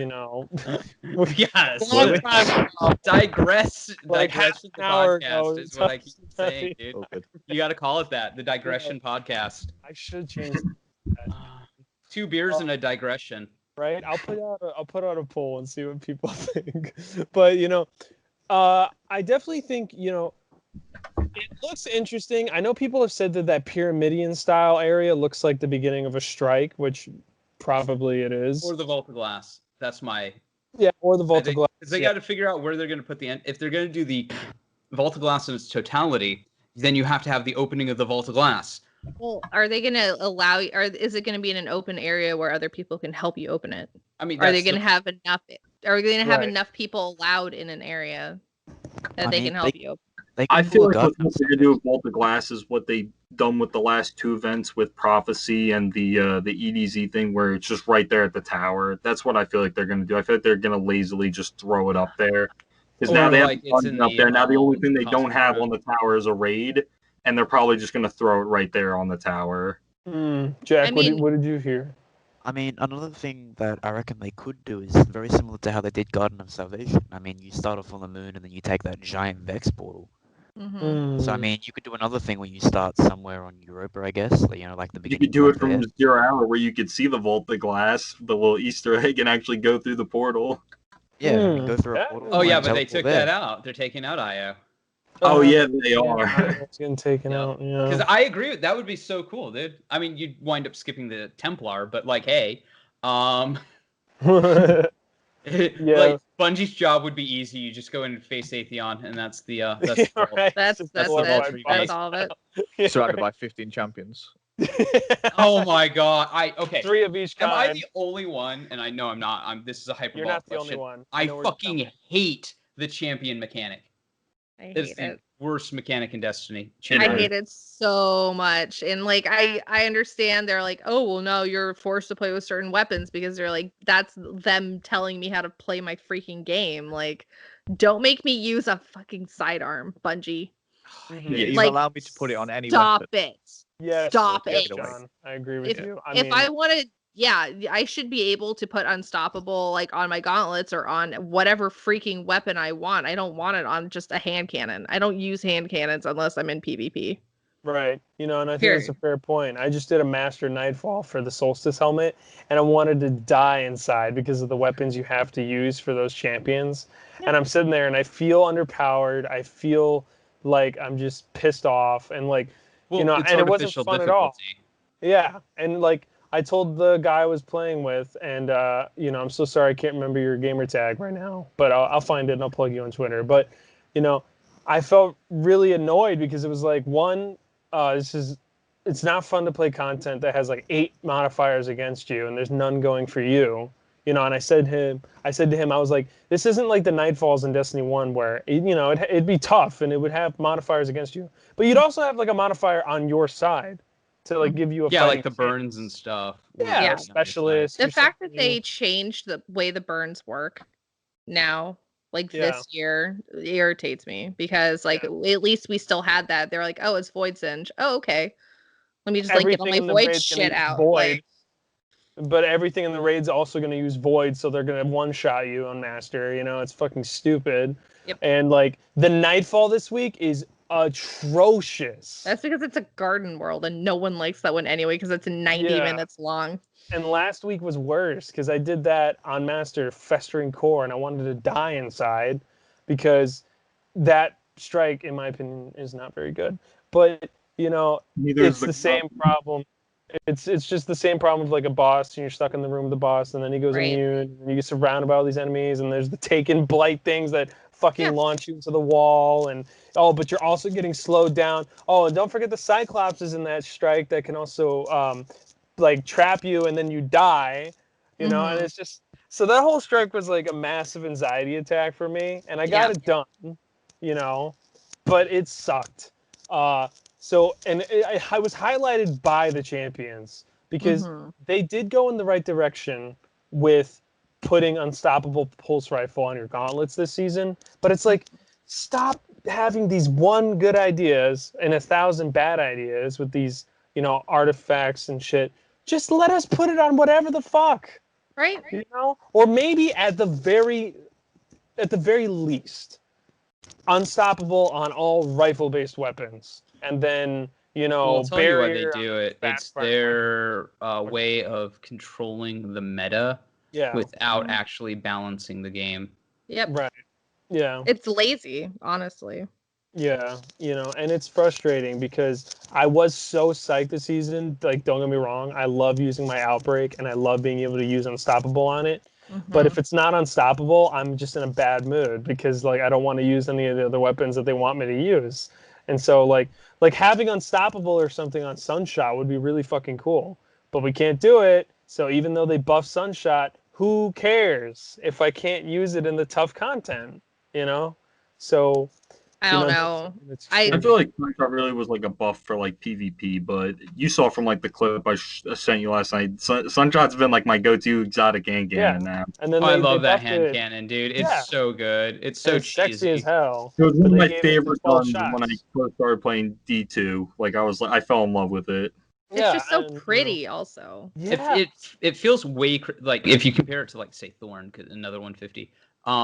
It just feels crisper, dude. In my It opinion. does. Yeah. And it Okay. has kind of the same idea with the DOT burn, and then you also get like fucking Firefly or explosive whatever bullshit. Yeah. I think it's such a great fucking. Oh my god, sorry. No, you're right. You're right. And it's a I'm just- sexy looking hand cannon. And the 12 shots was such a good buff for it, but it doesn't matter if I can't use it on like Master Nightfall because I can't put up fucking mod I love on how it. your head is like disappearing behind. Oh yeah, I'm Green. disappearing into Europa. Europa. Yeah. Goodbye, good friends. No, but you know, and then I got worried when, and I know we said this already, but when Luke Smith was like, "Oh no, maybe we'll put champions in the vault," and everyone was like, "Don't fucking do No, that!" no. Like, Don't do it. We want. I want. Please I don't want to do play Vault that. of Glass because it's Vault of Glass. I don't want to play Vault of Glass because it's Vault of Ass. See, I was thinking it, and you said it, and I love it. It's brilliant. Yeah, dude. Yeah, I mean, you know, champions in that raid, I think would drive me over the edge. I'd be so pissed. Even on a hard mode, dude. I don't want to do it. I don't want to deal with it. Your Vault of Glass is here. Okay. Well, there's a couple of reasons why Vault of Glass is coming back. One, because Bungie can't make enough content to keep up with demand. Fine, fair enough. Fuck it, whatever. Feed on nostalgia. I was giddy like a fucking schoolgirl when they announced it. I'm not going to deny it, even if I have to be a little more critical in my rebuke of it. You know, got to be honest. I was giddy like a schoolgirl when they announced it, and I'm like, oh yay, Vault of Glass is coming back. Oh I'll never do that again. I apologize. Oh no, I want you to do that again. So it's being recorded, so it's fine. Yeah, right. I'll just clip it later. Money. That's fine. Yeah, Yeah. Anyways, so and I'm like, okay, Vault of Glass, cool. I want to play Vault of Glass. Vault of Glass is going to be that activity, and you better be able to farm it, because if you can't farm it like you can these current raids, Vault of Glass is going to be dead in a week. And I say that, and that sounds harsh, but it is, because we've already played Vault of Glass. We've already played Vault of Glass a lot. And yes, I know there's new people playing Destiny 2, yada, yada, yada, yada, bullshit, whatever. I don't care. And I don't. Like, I'm sorry. It is what it is. No, I think it's fair. Yes, there's new people coming into the game. There's people who haven't played it, and they'll get together and yada, yada, do it. Play it like but if you want like your streamers, if you want your content creators, if you want your players who've been playing since Destiny 1 to like really give a shit about Vault of Glass, you got to let them abuse it. You got to let them like, I'm going to run 24-hour streams of getting every piece of loot in the Vault of Glass. And yeah, will it still probably die in a couple of weeks? Yes, but it's going to die in a couple of weeks anyways, because we've already done this multiple times. This is the third time we've gotten Vault of Glass, I should say. My bad. I've done this raid like 87 times. That's not Yeah, an exaggeration. exactly. Or yeah. I don't want to do it again. Like I do, but I don't. I want the 7th chest. I want to do it for the nostalgia. Like I want to the 7th chest. I want to do it because like I'm like I have my striker, my subclass now. I have like my new build. I have my new weapons. And I want to like go back and do it for nostalgia, and I think that'd be fun to like stream with fans and shit. But like, I don't want that to be the new piece of, and it's not, right? Obviously, because we're gonna get the Deepstone Crypt as well. I feel like it's gonna become like the Leviathan, because like lately when I LFG just to do a raid, the most people who request raid people are looking for is Leviathan. In essence, Leviathan, everything's going. I feel like Vault of Glass is going to easily come in and replace it and become like that new raid everybody always does. Depending on the stat rolls, I think, on the armor. I think part of the reason Leviathan is so popular is because it just drops insane stat rolls on the armor sets. Mm-hmm. Yeah, because if like we get Fatebringer back, I'm sorry. I have Sunshot. Yeah. Another thing is I was gonna bring up talking about Vault of Glass is because it's not confirmed or anything yet, is if we're even gonna get the Vex Mythic class back. It's one of my favorite weapons from D1. They have to. We're bringing back 2 of my favorite weapons from D1 with this upcoming expansion with the Vex Mythic class and Hawkmoon. And the big thing is like really Hawkmoon though. Not to interrupt. That's the thing is like it's Hawkmoon not going to all. be It the just looks same, like and like that's the thing. Like, is the Vex Mythic class going to be the same? Of course I feel not. that. It's not going to be, because every single weapon they've brought back have not been the same. Especially, oh god, I'm worried about ammo reserves with that. They're gonna like nerf its ammo. They're gonna nerf the shit out of it. Everything about it. I mean, every weapon that has good ammo reserves, they've nerfed. So. Yeah, and I don't know. That's worrisome because Vex Mythic class lives in memory, and if they bring it back and it's shit, it's just shitting on all those memories Adam has of Vex Mythic class. It's the problem with Hawkmoon. They're gonna bring it back, and it's gonna be shit. Hawkmoon's my number 1 favorite weapon, though. But it's I not think the weapon Hawkmoon. that they've brought back, it got better from D1, because probably like the least used weapon was like your Vanguard weapons, which in D1 for the hunters it was the Ace of Spades, and then everybody was able to get Ace of Spades in D2. And Ace of Spades was like my go-to hand cannon until Thorn came out, and then now I get bored using Thorn because it's just so stupid. It's like it's boring to constantly use it. So now I'm like, oh, they bust Sunshot. Now I get to use another new hand cannon. I fell in love using Sunshot again because of the buff. Do you play PC or console? I play PC. Okay. So Ace of Spades sucked on console, and it still kind of does. So it's the recoil in the bloom, right? When you add, and recoil and bloom always amuse me when it comes to Destiny, because it's like these mechanics have been added due to the fact that it has so much aim assist and magnetism. They actually have to add RNG as a way to like somewhat balance it and make sure everybody's not lasering each other. Yeah. So it's always kind of funny. But I started using Ace of Spades once the like golden skin came out for it, and I was like, hey, you know what? This ain't bad. This isn't great, but it's not bad. No, it's definitely not bad. There's like again, like I said, like probably most used exotic can is gonna always be Thorn because of the damage proc it does, where you could like 3-tap someone and they just go around a corner and die. And but it gets boring like using the same weapons after a while. It's like I don't even touch Gnawing Hunger anymore because it's like when I got back, everybody basically was able to get a God roll Gnawing Hunger like nothing. Jack And has it's strong all right, I feelings was like, about Gnawing Hunger. so it's like I was like, all right, I guess I gotta use it. It's meta, and I definitely helped me win a lot of games in trials. But it's like, all right, this is boring. Like I'm like, I already have all the gear in trials. I got my flawless twice. I got both the flawless titles. So I'm like, all right, now I'm just gonna have fun. Now I just run around, use snipers, and try to go for crack collats and stuff like that, and get Yeah, clips. so So all it's like, praise the flawless. now I just want to have I'm fun. so And good, it's I'm like it's hard to have fun when you go into games where people are still using cheesy stuff when you're just trying to enjoy it. Yeah, I mean I that's can't a even get fair through point. a day flawless. Never mind playing a Sorry, game. I only got the Yeah. flawless title once. I didn't get it twice. Yeah, I we're got not on one. Adam's level right I now. haven't won. I got So it once, basically- and I was like, why would I want to do this again? Isn't there enough I of us here don't. for Adam to boost? Adam can Yeah, take it right. down. Adam, would you Do it. boost for John and whatnot? Do it. Is But, that what we're calling it? Yeah. What and it was called in Halo. I think it's interesting. I mean, Jack. Joker's already said quite a lot about Hawkmoon, for example, about how it's not really going to be Hawkmoon now. And I love how Bungie still hasn't said a damn thing about what they're doing with it. No, okay, listen. I think they kind of did. I think they tipped their hand a little bit. And this is This is completely conspiratorial. But in I love the most recent, like not the most recent, because we just had one the other day, but the one before it, they were like, we have these. We're gonna have different ways to get pinnacle weapons again. Oh, And I'm Lord. just like, okay, so one, we're not dealing with the fact Mountaintop exists, I guess. Okay. Does that mean we're getting new pinnacle weapons? Because, well, I mean, that's what it sounds like, right? We're getting the old pinnacle weapons again, but in like new, different ways. Oh, no. I mean, makes sense because like people who got Not Forgotten want to keep using Not Forgotten or whatever. But I mean, even though it's not that great now.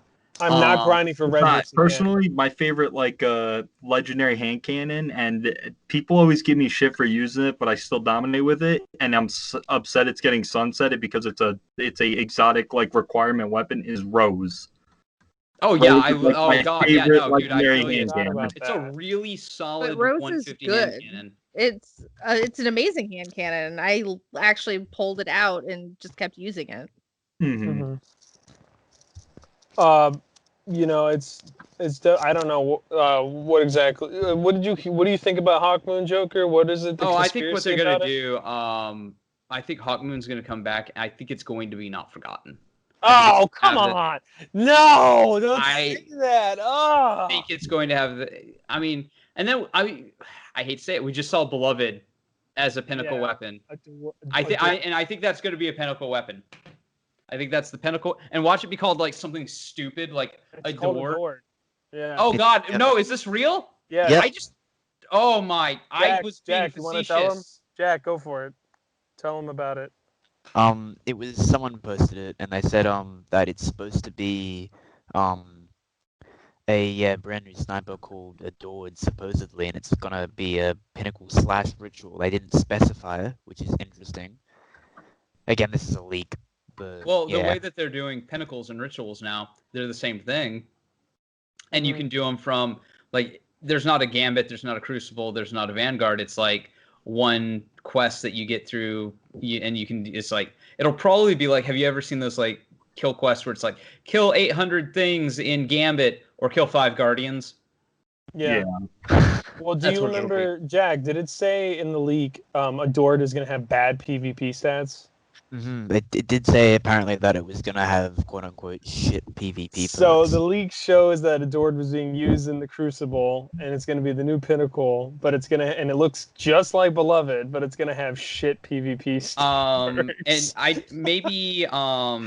I'm sorry. Who's the other guy in this room who's like PvP? I'm not trying to be Adam? rude. Adam. it's not going to matter what the stats are, just as long as the scope's good. Well, yeah. That's personally all that matters for me. I already was like prepping for Sunset because I use Revoker because it's like the main meta sniper I use. But another sniper scope that I fell in love with that I'm like getting really good at using, I'm enjoy using, is the Eye of Soul. I love the sight on it. It's a really nice scope. And I'm just getting so adjusted to it because it's like, all right, I got to get off of using Revoker and Beloved, and I got to get used to something that's not getting sunsetted right away. And I got a nice God rolled little Eye of Soul, and I've just been running with it since. Just anytime I snipe or anything, just I've been running with that, just trying to get used to that sight because I'm like, all right, I have to get determined that I'm going to use this sight going into the sun setting. Yeah, because that's going to be the thing with snipers. It's more of a sight thing than anything.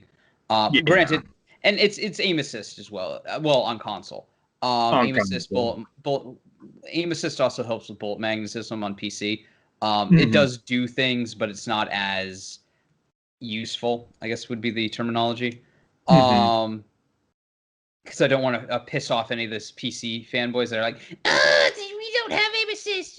No, but you have bullet magnetism. I don't understand why people even complain about that. It's like it's just it's always been a thing, this was a console first game. Right, exactly. One's not on PC, so it's a console first game. So I already get that. Just like when people complain about like COD, like on PC, they're like, oh, blah blah blah, aim assist, and I'm like, dude, it's a console first game. Like it was on console first. Like it's not a big deal.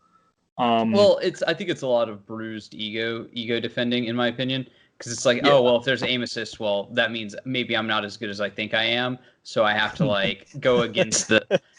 I don't understand. And I think that also comes back to like a time investment thing. Like people tend to be more defensive of things they put a lot of time into. So like if you're trashing on it, forgotten. I put so much time into that and then they murdered it.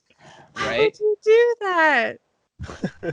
One thing I'm curious about actually, what, like, I guess it's like a question to all of you. I guess we can sort of have a turn taking it, but what weapon are you saddest to see sunset and why?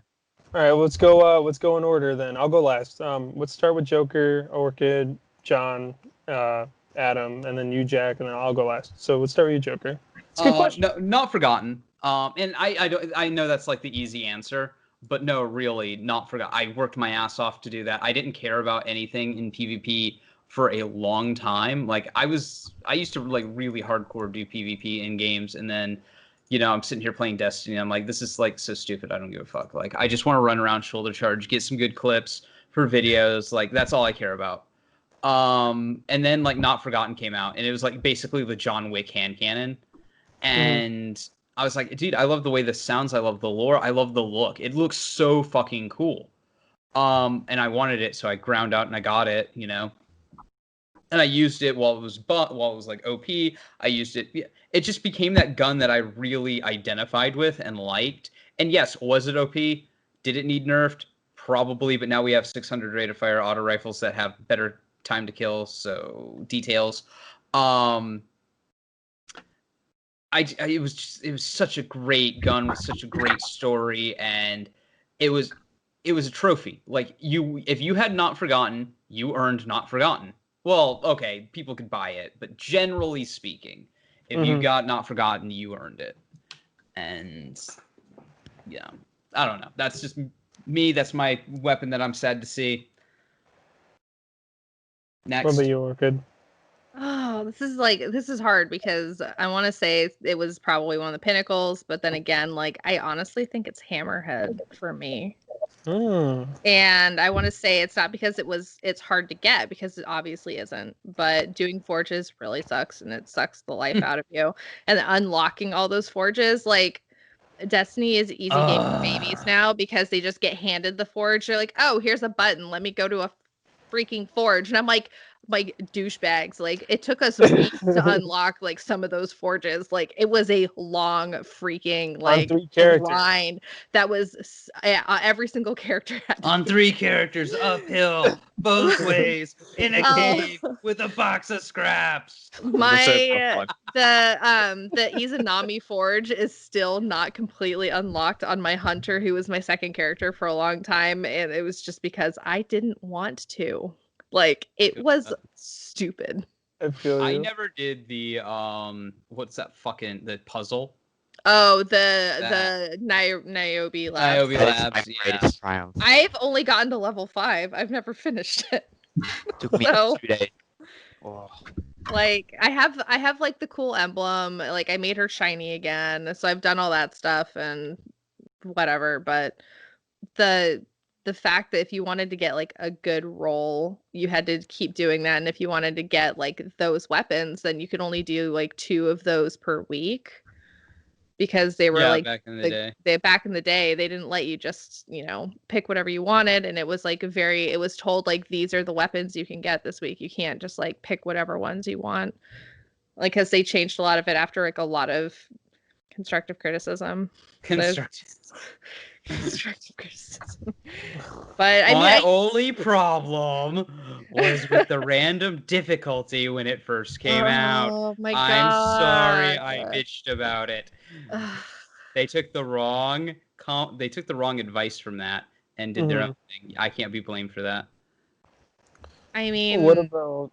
I mean, that with that, I agree with you. Yeah, I agree with you. it's just the only thing is like I mean I'm sad about like Wendigo going away. I'm sad about like Oh, I forgot about Randy's, which we Wendigo. just got and it's still good. And I like scout rifles.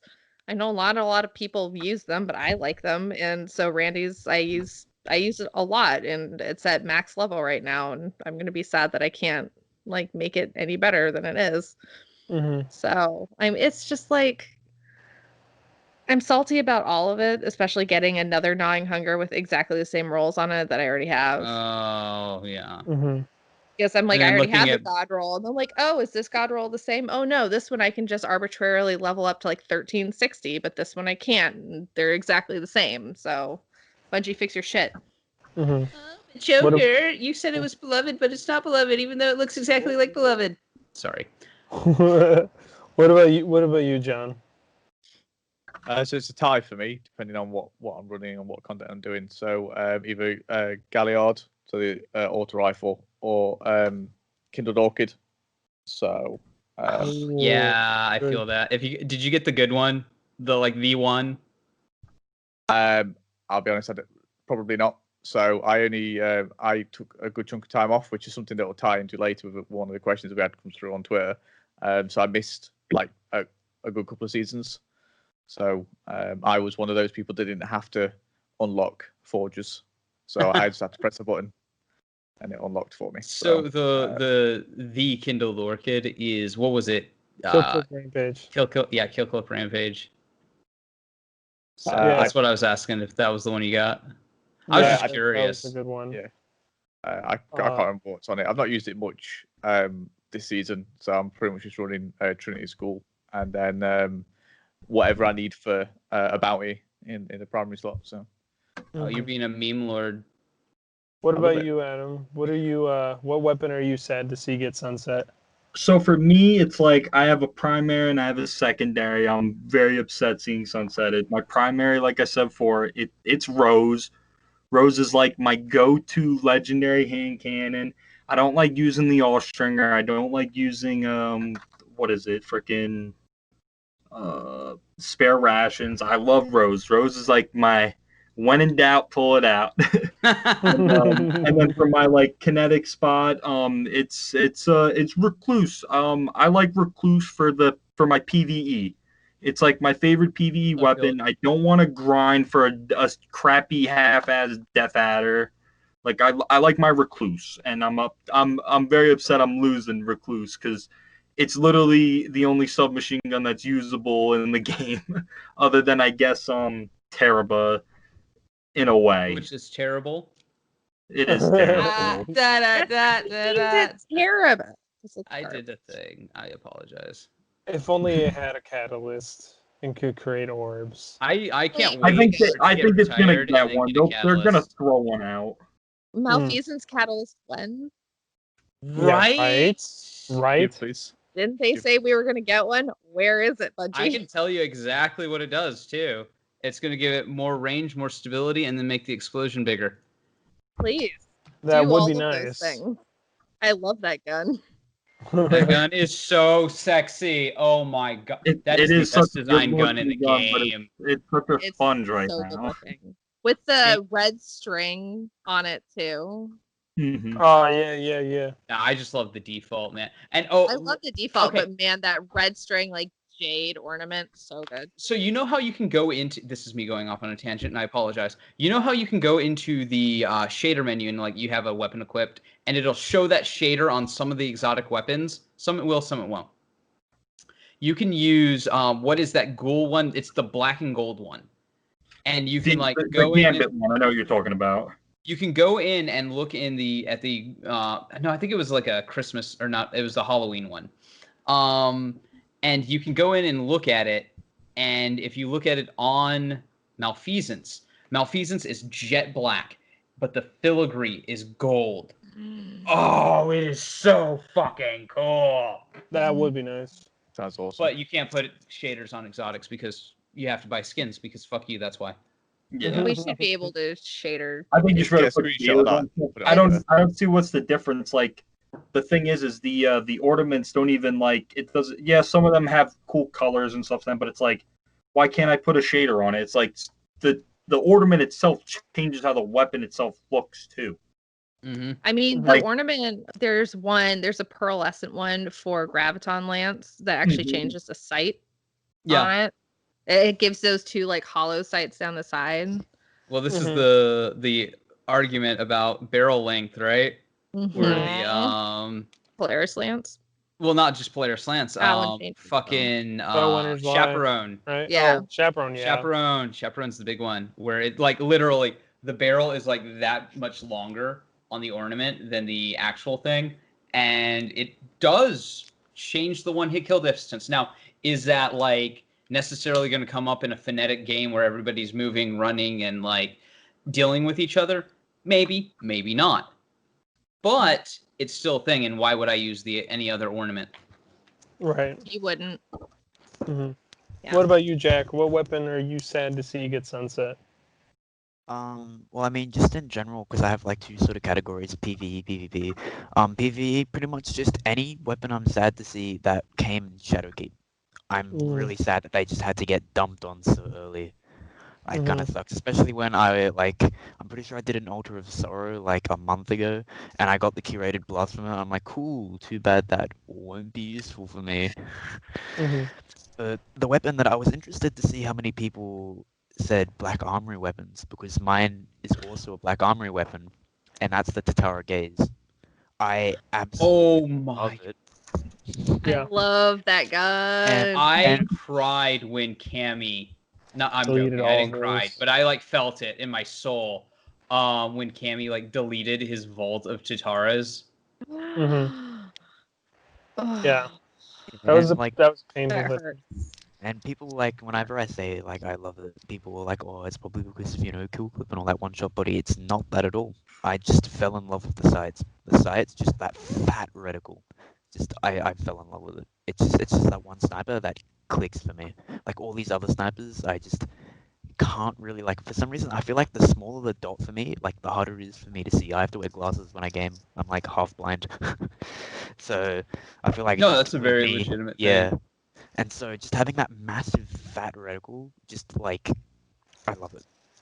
Well, like I mean, Black Armory weapons in general just look so fucking cool. They do. They look cool, and the armor is really cool too for the freaking forges. Yeah, I think the And the Forges raid. had great armor. I think Except the for the Forges hunter had better cloak. armor. Get that The hunter cloak cloak away was from my shit. sight. But the armor I wouldn't sets know were really because I nice. never finished unlocking them. So I Yeah. didn't Yeah, like the Titan. Titan armor, but the 'cause it was- warlock armor looks so good The though. Warlock armor looked great. it was basically the Titan armor was pretty much basically just the raid armor, but with like some extra dinky shit on it. So I'm sad to see all the Trials of the 9 weapons full on get left behind, like really get left behind. Like you can't even like acquire them to actually just fuck around with them. Like they're just straight up that being scout rifle is good. Yeah.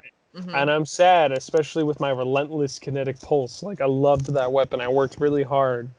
and it's really gone now. But the number one weapon I'm so sad to see go, and I know it's gonna sound weird, but it's like Loud Lullaby. Like that weapon was so fucking cool looking and sounding. Like I tell viewers, if you have a chance, get some good headphones on.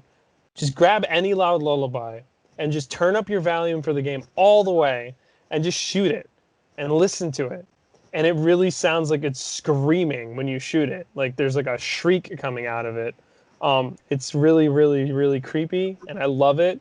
I love the feathers and the trinkets, because like I'm a bracelet guy. I got a ton of bracelets on my desk, and like yeah, see, you got all the bracelets all over it and shit, and like I love, like everybody, like Jack knows, I'm very anal about certain details in the game. Like I love weapons that have a ton of little details and shit on it. I love gauntlets that I can see in first person. So like that gun was like, oh, to me, it was like, yes. So like seeing that first trailer for Shadowkeep, and like Eris is fucking around with the real life version of Loud Lullaby, and I was like, oh my god, that's so cool. And I have such a soft spot for 110 hand cannons, even though they're clearly not the meta. And I've worked so hard. I don't know if Jack was there when I did it, but I built probably 30 Loud Lullabies in a row one day to get an outlawed demolitionist. And then like a couple weeks later, the Bungie was like, yeah, so things are going to get sunset. And I was like, fuck! I was like, no, don't do this to me. And well, here's so the funny thing. They could fix scout rifles. They could fix hand cannons.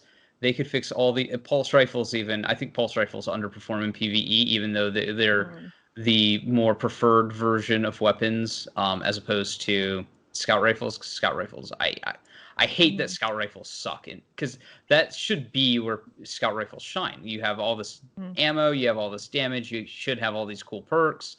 But then they're like, oh well, we have to no, dude. You know what you can do? Whatever happened to the does more damage against enemies of the light, or like dark minions of the darkness? Add that to every fucking PvE weapon, or like weapon type, or just even weapon, and make it to where they just do more damage. Make weapons do more, because Bungie's like, oh well, we don't want our weapons to perform differently in PvP than PvE. What thing am I like one-shotting with a Fellwinners from 10 meters away in fucking PvE? Right? Can I ask, Bungie, please? No? Okay, then why are you like lying? Why are you lying? Why are you always lying? I don't, just make it to where these weapons just do more damage in PvE, and it's very easy to do. Like, I hate to say it, like it's this, because a lot of people, oh, you don't know, you're not a, no, literally. Add a perk to all weapons, does more damage against minions of darkness. Done. You won. That's how we do this. We already did this in Destiny 1. Why is this a thing? I mean, if we were to take attention to the lore, it would only do more damage against Vex and Hive. That's true. Yeah. I'll give you that. I think that's a good point. Though. Yeah, so I mean the word, the word that they use now is combatants, right? Enemy combatants. Combatants, I think. Yeah, I think that's a good point. And I think a lot needs to be done to make. You know what I mean. Or actually, now technically some fallen houses would be, because of Europa, they literally would be intact with darkness. But then what happens if somebody's using stasis? Would it do more damage to people with stasis? That'd be cool. That'd be great. Yeah. You need, okay, I'm sorry. That needs to be on the raid weapon. Punished. I need that. That needs to be on the raid weapons. Enemy damage against stasis wielders. Yes. Yeah, I think that would be an okay balance. Like if you had, and I think there actually, I talked about this in my video. One, I do think that, and I think we talked about this earlier, the weapons are going to have like a synergy where like one sets up, one detonates, Anthem style. I talked about that in my video, but then I talked about also how I think we're going to have weapons that do this as well.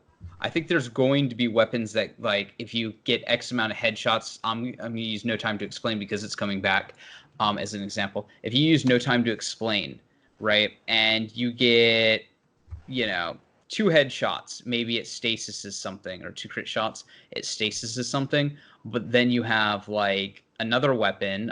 They showed off this, like, It kind of looks like the oh god, what's the portal gun? I always forget its name. Tractor cannon. Yeah, tractor cannon. It looks like the tractor cannon, but it like shoots out like chunks of ice. So you have like say the no time to explain, and it like freezes things, but then you have the tractor cannon, and it shoots these huge chunks of ice to shatter shit. That'd be cool. Yeah. And then you can like use that with your abilities to further. So say if you're playing solo, if you're because they would need to do this with solo players. If you're a solo player, you can like say have no time to explain, and you're running around with a shatter ability while freezing things. Mm-hmm. Yeah. It's I don't know if anybody's played the new Wasteland, but weapons in that have got something similar. Each one will have, I can't remember what it's called, but it's basically like an ultimate, where once you've done such criteria, you can trigger an ability. So it could be like that with that. You know, if you use a scout rifle, get so many headshots, That'd be cool. It would then trigger a freeze or an explosion or whatnot. So, I mean, Destiny kind of already has that. What is it? Polaris Lance does something similar to that. You get, you know, multiple headshots, and then it like fires the explosive round that like does the DOT and shit like that. Mm-hmm. Yeah, I think that'd be a good point. You know what would be cool to see? With the we were just talking about the malfeasance catalyst. What if, like, upon getting that catalyst, not only did it give it all those other benefits, but it also gave it a shatter ability upon the like things exploding? Or because the way that malfeasance is created, if you're using a darkness subclass, right? Because it already does it against Taken and invaders. Well, invaders are fueled by the darkness. So technically speaking, it should be like do the bonus damage against people who have the darkness subclasses equipped. I don't think that's going to happen, but technically speaking, that should be how it works. that would be cool. Luke Smith, if you're listening, get to it. Yeah, right. We've got this sorted for you. Other than that kind of stuff, you know, the TWAB this week was kind of lackluster, and that's not like a diss on Bungie. There just wasn't a whole lot to read. You know, just updates that are coming next month. You know, an update to the ornament glows are going to be made brighter. I haven't bought them yet. I honestly don't know if I will because I don't really care. The sleeper nodes are going to finally be updated.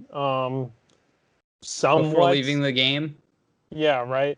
Please, I can't wait for them to be gone. Those are going to be updated. So if you're still looking for sleeper nodes, read the TWAB. They're going to be fixing issues in Gambit, Cold Denial. Redrick's Broadsword will now be available to reclaim from collections. I mean, who really cares? It's being sunset. But Spider will begin... It's like OP right now. Right. Spider will begin offering 3 weekly wanted adventure bounties, fixing an issue. The exotic perk on Merciless was not triggering. You know, talking about solstice bounties, error codes. Nothing really that interesting, to be honest. Some videos that I definitely didn't watch and probably won't because I don't care. You know, but so that's that's all that happened in the TWAB. Wasn't super interesting. Bungie, fucking Dark Side Royalty Community Spotlight win. Cowards. Yeah, right? You know, that would be nice. Joke. It's never going to happen. Huh? I would watch that fight. Right? Yeah. That'd be fun. Well, what always amuses me is like go back and if you can find it, like everybody's like, oh, jokes to talk, whatever, or even us like talking about this shit. Oh, you're not praising Bungie. How dare you? You're so toxic. Go back and like look at Luke Smith's original Halo 2 review, Jesus. and it is the most scathing thing I've ever fucking read in my life. So, like, what's good for the goose is good for the gander, in my opinion. So Joker's making Destiny 5. Confirmed. No, yeah, In the same amount of time, damn there's it. 15 years difference. There we go. Damn it! Shush. Contract I'm sitting here like negotiation. drawing, like that's what I've been doing the whole podcast. So if I've like seemed distracted, No, you're good. So let's. I'm gonna be hired in as an artist, like right. Chris Barrett. I did notice the artist gloves. Yeah. I'm gonna be brought in like Chris Barrett, and I'm gonna like draw, and then suddenly I'm gonna be the lead of Matter. Oh God.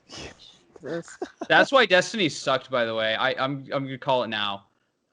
And again, degrees, right? Like we say sucked, but like we're just being salty about like the concept. I'm sure people have had fun playing it, but it's been a lot less refined. There we go. Than it traditionally is, because Chris Barrett isn't like leading the live team anymore, man. He's off doing Matter. Which good for him, dude. He deserved the promotion. Like, I'm not gonna bitch. He God, that man saved this game multiple times. Yeah. It's just sad as a player to not see his hand in kind of fixing it. But hey, you know what? Joseph Staten's back in Halo, and we get to see his hand fix it. So yes! Damn right. Damn right. Let's Bring Marty back. conclude. Let's talk about the drama that happened with Astrocross and Miss 5,000 Watts and whatnot.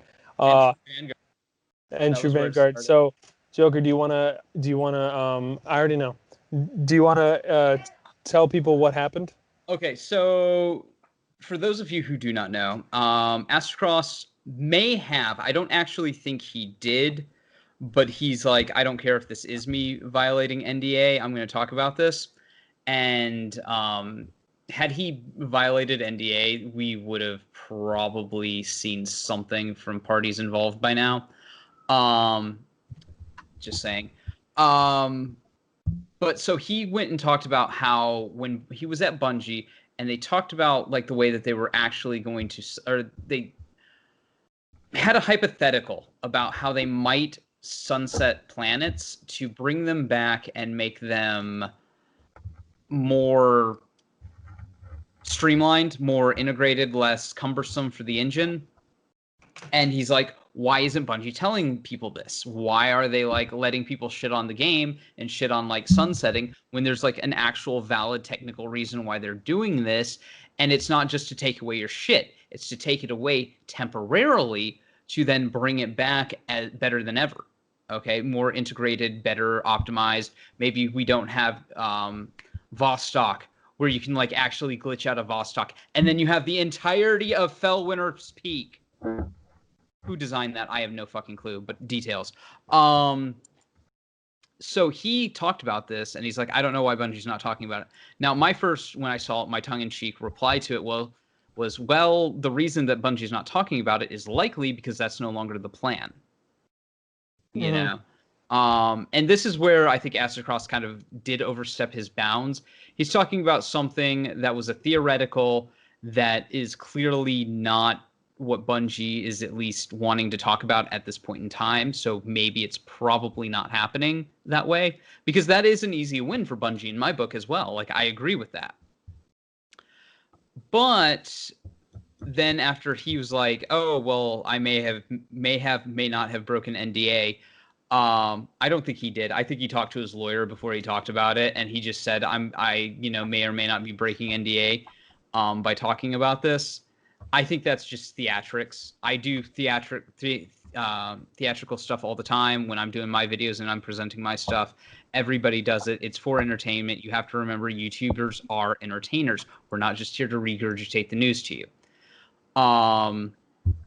So I think he was being a little theatrical, and at least I hope. I'm giving him more credit than he deserves. Who knows?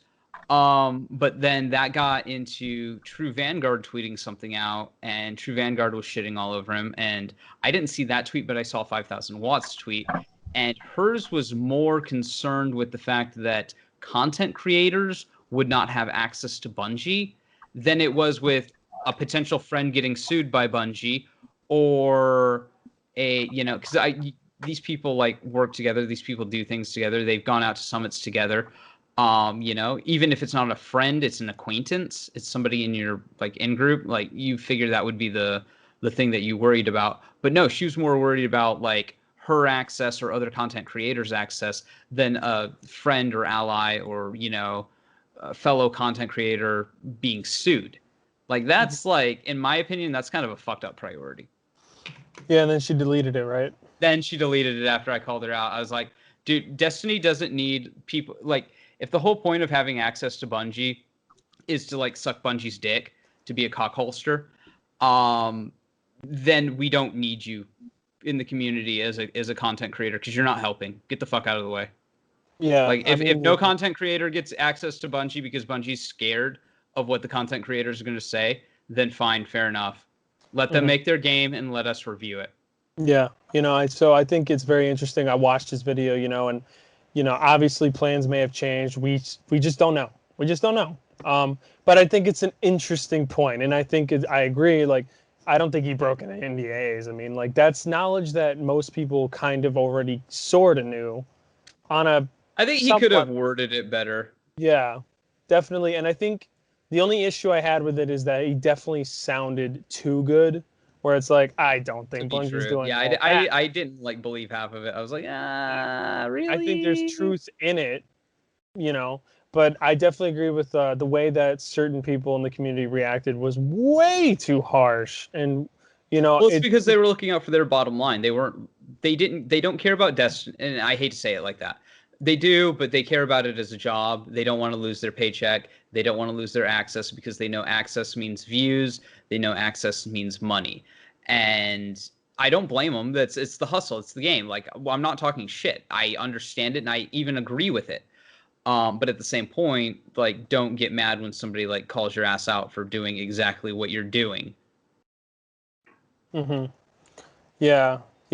So I think that's a very fair point. I mean, what do you guys think? Do you guys want to go one at a time?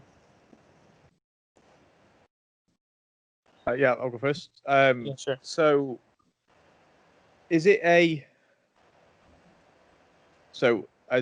a soon to hopefully be content creator, it's if you say like if you all lose access, it's one thing. Do you think that potentially people are coming out and being quite aggressive because they feel that maybe Bungie should stagger it, so they'll have an exclusive list of content creators. So those people that that do, all like cook holsters and whatnot, give it to them guys, and then everybody else just gets to drab, so just regurgitate and just pick up secondhand footage. Yeah, basically a lot of us are regurgitating at this. I mean, there's what, like 10, 20 people who maybe get called out to Bungie regularly.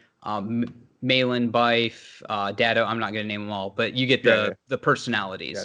Yeah. And so they have access, but it's like they go to these summits and they talk about things. But like, just even from my own personal experience with the first Bungie summit, right?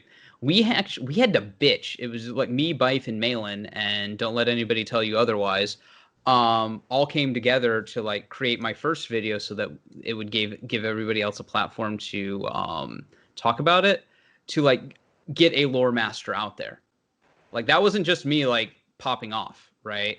That was like people going, hey, wait a minute, the story of Destiny matters too. Why is there a lore master being brought out? Mm-hmm.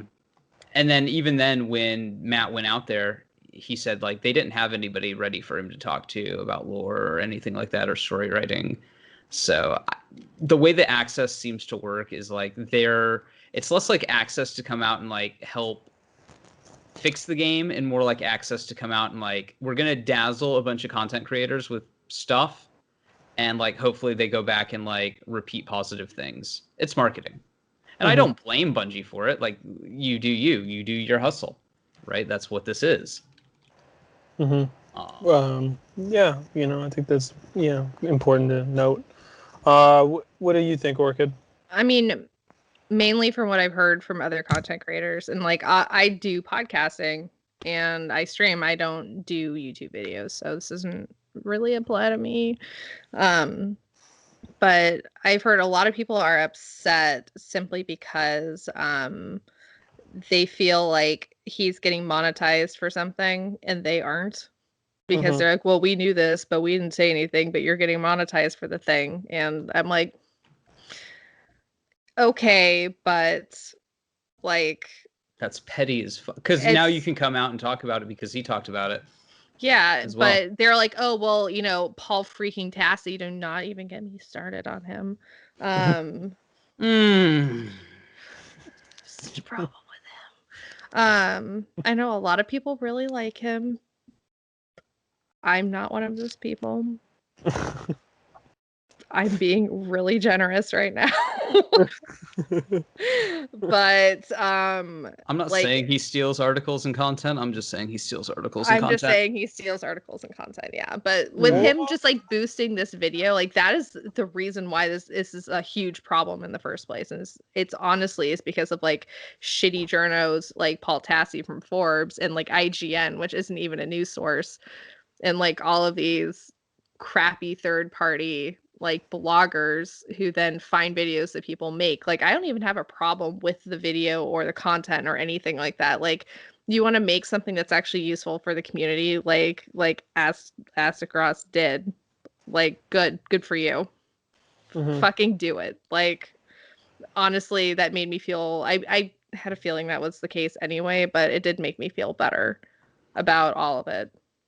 Your problem is with these other content creators coming in and basically regurgitating all this other news and then like being like, yeah, look at what I did. I did my journalistic report for the day. I have a problem with Paul Tassi coming in, and this is what he does every single time, writing 3 paragraphs about something he saw on YouTube and then getting just like all these accolades when like clearly the people in the community were doing all the hard work and making the videos and like putting the information out there, and then he's just like, but like I found a thing on YouTube because it told me about it. Like, yeah, I mean, you know, okay. as a journalism major, I think, you know, part of that definitely comes from, you know, the higher ups going, get some freaking articles out there now. And then but it's Forbes. No, I mean, I get it. No, why does he work for Forbes? I don't know why. Go Forbes, write about money. Get out of the video game business, Forbes. That's what I'm a little confused about. Is I didn't know Forbes had a video game like department. It's Paul Tassi is the video game department. I'm pretty certain. No, oh my god. But sorry, I didn't mean to interrupt. John, no, go ahead. You might know this. You played Halo 5, right? And Adam, you played Halo 5, right? Yes. Okay. So I was doing this video the other day, and I was looking for what the way that Halo staggered content in the past, right? And we're talking about with Halo 5, how they had the content that came out over time. And I saw this article from somebody writing at Forbes. I can't remember. It's like celebrating the fact that like Halo Halo 5 is an apology to fans, and now we're getting Firefight back. Thank you, but thank you 343. Thank you for giving us things that should have been in the game a year later. And so it's just clicks. It's click-based journalism. Yeah. And that's what a lot of it has become. It's not serious anymore. It's just clickbaity bullshit. Yeah. And like Paul Tassi is clickbaity bullshit. You like, know, you can quote me on that. Like, I mean, you see it on Instagram with certain content creators, you know, where it's like new article in the bio about Destiny, and then you click it and it's like, yeah, that's shit we already know. You know, like that's shit that has already been told or we already knew about it. You know, it's info that you know just by logging in, you know? Well, and I have no problem, because I would be hypocritical if I said, like, reporting on things that people have already reported is, like, a bad thing. No, it's not. But add your own spin to it. Like, create content. Don't just go, okay, here's this thing that Bungie posted, and let me copy-paste this article. Or here's this video that Dado had, or what was it? Somebody did, like, this video that I watched of Bife, and it was, like, that was the article. Yeah. And I was just like, what? You know, don't even give me your own opinion or anything. Like, it'd be, you know, I'd be fine with it if you like write up your own opinion on it. You know, because like typically in journalism, you're not supposed to insert yourself unless it's something like this. You know, it's a game. You play the game, so you could watch a bite video about recent events that are happening in the game, and you could, you know, watch an Ascross video about you know, whatever the fuck's going on. And then you can like write an article about it and be like, so, you know, given all this stuff that's been said, you know, I personally think, and then there you go, you're starting to give your own spin to it, and then you're, you know, people have a reason. That's news. To read it's your about shit. the spin. I think someone like in the Destiny community, I think like a YouTuber that does it very well, who I watch, I like his content, is it's definitely Houndish.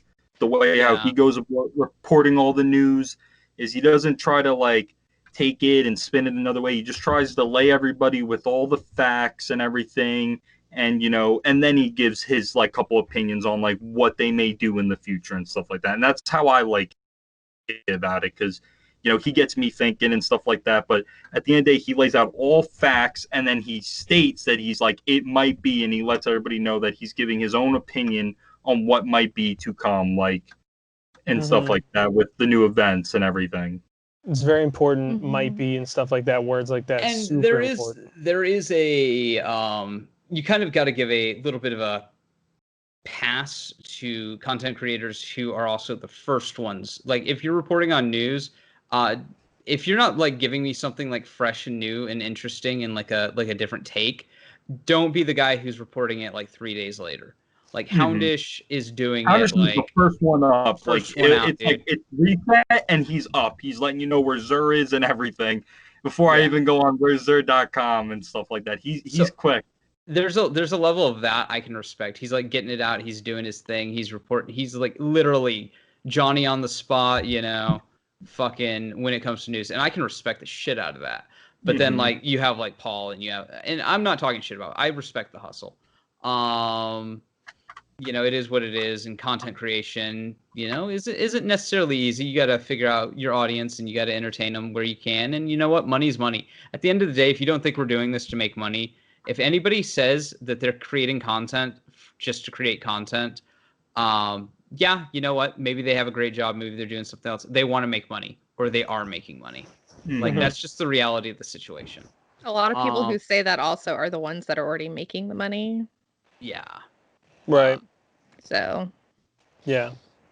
I think it's an interesting conundrum. I think Astros got way too much hate on him for something that got blown up a bit too much. He got too much hate for something that should be between him and if this is actually a violation of NDA, which I don't think it is. I hope Astrocross is smarter than that. I think he said it for dramatic purpose. I think he said it to like make people focus on what he was about to say, to add importance to it. I do the same thing. In fact, that's why I do the shrill shrieking voice, the "but Joker," because once I do that, you're either going to tune out of my video or you're going to listen to everything that follows that and the argument that happens. And hey, I'm okay with either one. There is a point of drama. We are, again, creators. We are entertainers. So when Astrocross is like, oh, hey, I think I'm breaking NDA. Well, now I'm more inclined, and I think everybody here will agree. You hear that, you're like, oh, hey, let me listen to this. What's he got to say? What's potentially going to get him into legal problems? Yeah. But I hope he's smart enough to have gone in and like talked to somebody like, hey, when would this NDA expire? What can I say? Yada yada yada. Because at the end of the day, the actual conversation is between him and Bungie. It shouldn't be like, True Vanguard or 5,000 watts going, oh no, Bungie's gonna like revoke my access. Well, now you just look entitled, and it looks like you're not trying to be there for the community and stuff like that. I'm sorry. Yeah, it's fair. Yeah, I think that's a strong point. Sorry to put it on this weird tone, but there's some breaking news in the entertainment community today, just now. I don't know if you guys have heard just now, but Chadwick Boseman, Black Panther, he passed away today or last night. What? Yeah, he passed away. Seriously? Yeah, he lost his 4-year battle with colon cancer. So he passed away. Yeah. So he passed away at home with his family. My friend sent me the information on that. So I saw that The Rock and all of them are talking about it right now. But, given that this is an entertainment podcast and, we all, even if you don't like Marvel, I think a lot of people understand how much he meant. Respect the man as an actor. Yeah. So much around. His role, I tweeted about it, his role as Jackie Robinson still makes me cry. So given that this is an entertainment podcast, I think it's important to acknowledge, the loss that we have in the community today. Because, he played such an integral role in the Black community, for, inspiring a lot of people, to care about, a character that, we've never really seen on the big screen before. And, people may have their opinions on that movie and whatnot, but his impact is still felt. So I just wanted to acknowledge that. I wanted to acknowledge that I think we're all gonna miss him as an actor and as a person who did more than act. He did a lot of charity, and he was very proud of his impact in the community. So, big rest in peace to Chadwick Boseman. He was only 43. Yeah, he was very, very Definitely didn't young. even look it either. No. Yeah, He looked and 12. and I didn't even know. I didn't even know that. Obviously, most people wouldn't have known anyway. So, it's a real shame, especially to all the people that looked up to him and were looking forward to the second movie. I think it's just really sad, but, kind words out to his family. I know what they're going through. I've been there with a loved one as close as that. So, much love to his family and much love to all of the fans that are inspired by him. So, Yeah. Fuck, man. Just shows you how mortal you are. That guy was in great shape. He was, fuck, dude. But cancer. My mom died of cancer, so, like, I feel it. I get it. Yeah, my cousin's mother, she died of cancer. My sister died of Rye syndrome. So, it's something that, we've all had a situation similar, and it sucks. And I had it 3 times. Yeah, Orchid is an inspiration to us all. That's why I love. I'll drink to that podcast. Because every episode we have with you, Orchid, is a win. Thank you. I don't know about that, but thank you. I wasn't even okay. You made that dark. I'm gonna be real. I'm honest. I'll be real honest. You're like, yes, okay, cancer, Orchid. You're not dead. Thank you for being on the podcast. No. And I'm like, oh, dude, I think Orchid's just a delight to talk to. But okay, you want to make it that way? Like, fine, okay. Thank you, Joker. Enough. That's the way I saw it too. It's really easy for me. I'm just I was like, oh, okay. I'm so bad. See, when I'm not drawing and my brain's engaged, I'm actually clever and quick. Yeah, I come off terrible sometimes. That's just because I've been dropped. You're fine. But I think it's important to acknowledge it on the podcast instead of like just putting out a tweet. I think so. I think say something about it. It's sad. Yeah. Like. Yeah. He'll be missed. Mm-hmm. But he was a great fucking okay. Like he's a lot so of people, talented. Hated on the Black Panther movie because there was a lot of. I don't want to say political bullshit around it, but there was. I don't care about that stuff. I care, is the movie good or is it not? Mm-hmm. And you could have the most right-wing movie ever, and if it's like an interesting, like Schindler's List or something, if it's interesting, whatever, you can have the most left-wing movie ever, and if it's like fucking amazing, then it's fucking amazing. Art is art, and you don't have to agree with art. You don't even have to like art. I mean, to go, hey, that's good. I mean, Lovecraft. I'll go back to Lovecraft every time I talk about this. It's separating the art from the artist. Lovecraft was a horrific racist. I mean, everybody knows Lovecraft's cat's name. I don't know. Everybody you can look it up. You can look it up, people. We're not going to talk about it. Everybody knows it. But like, we can go. Okay, this guy was a terrible human being, but he created works of art that have inspired defined generations. Yeah. Yeah. So again, separate the art from the artist. Exactly. So as like politically charged, that was a great movie. That was a fun action romp. That was an amazing, just comic book movie. And I didn't get all the hate around it. I was like, okay, just fuck off. Like, I still love his role. He's a great actor, dude. Civil War. I think he played such a good job in Civil War. Yeah, that was a great line. But his role in Civil War was so good, especially at the end when he stopped Zemo from offing himself, and like, that line he has is so good about vengeance and whatnot. Yeah. So like, I'm always gonna remember that. And like I already said, like Jackie Robinson, but like, that speech he gives to Zemo, like I'm always gonna remember that, and now it's gonna mean even more to me, But we talk about superheroes and like this is me going off onto a tangent. I apologize again because I do this. And I'm a huge What was it? Grant Morrison. You guys know who Grant Morrison is? Comic I've heard books. the name. Okay? Grant Morrison wrote this book. It's like Modern Gods or something like that. And superheroes are modern mythology. Superman, I mean, we got Thor and stuff like that, but they are the modern Greek gods. We tell these stories with these characters, and he embodied the Black Panther character phenomenally. He gave life to that mythology. He gave life to that legend, that god, air quote god. And you know what? That is what it is. I actually highly recommend everybody to read that book. It's Grant Morrison's like Modern Gods or something like that. Super good. What'd you say, John? I hope that Marvel do something respectful to the character. They can turn it into a storyline, but just be respectful with it. You know, don't recast him. You know, there's plenty of legacy behind the Black Panther character that they could do with it. You know. Yeah, just, I agree with be that. Be respectful. Take your time with it. My fear is what they're going to do is they're going to just like, well, he's gone, and so now his sister is the Black Panther for no reason whatsoever, with no training, and she was just a smart person at all times. They could do and they it. could do it. That could be a good story, right? Don't get me wrong. Right. Yeah, It's just gonna take a lot of planning. You got to execute.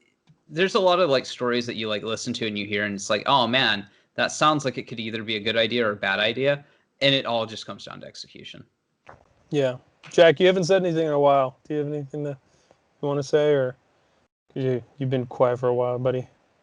Yeah, I mean, I don't really know what to say after that. Yeah. Yeah. Yeah. You know, it's. So how about the Mets? Well, the Mets suck. The Mets have always sucked. But other than that, guys, you know, it's. Yeah, I know. I didn't want to. I'm always the guy who makes it, you know, dark and damper on accident. But, you know, I definitely wanted to say something because my friend had asked me. She's like, "Are you going to mention that on the podcast?" And I was like, "Yeah, of course I am." Like, I don't want people to think that I'm not going to say anything about it, you know. But, you know, as we move on with the podcast, you know, I think we've seen some good things this week. We've seen some weird things this week, and we've seen some bad things this week. So, you know, it's a typical Destiny week, you know, but I'm definitely looking forward to the reveals of the subclasses and whatnot, you know, on each day to get a better look at it. And then we can analyze all that on a podcast episode. You know, we can go in depth on what we saw and whatnot. Is there anything that anybody's looking forward to in Destiny or whatnot in the next couple of weeks? I guess the Traveler's Chosen. That's like really the only thing that's coming out. I'm gonna be happy when all the armor is done and we can get away from Solstice. Yeah, I feel. I haven't been playing Destiny, so I haven't. Neither have I, and I haven't finished my first armor set yet because I am bored. Not to sound toxic, but I think this is a great segue. Since some of us are not playing Destiny as much as maybe we should because financials may or may not be helped out by it. Moves and chair uncomfortably. What are you guys playing? Yeah, let's go around and let's ask. Let's start with Adam. You want to start? You already know what I'm playing. You know, being a competitive gamer, I took a break from the scene. I told Dimitri when I met him, and he was very excited when he heard about it. I am a top, like, not even top 100, not even top 50, like top 25 Madden competitive player.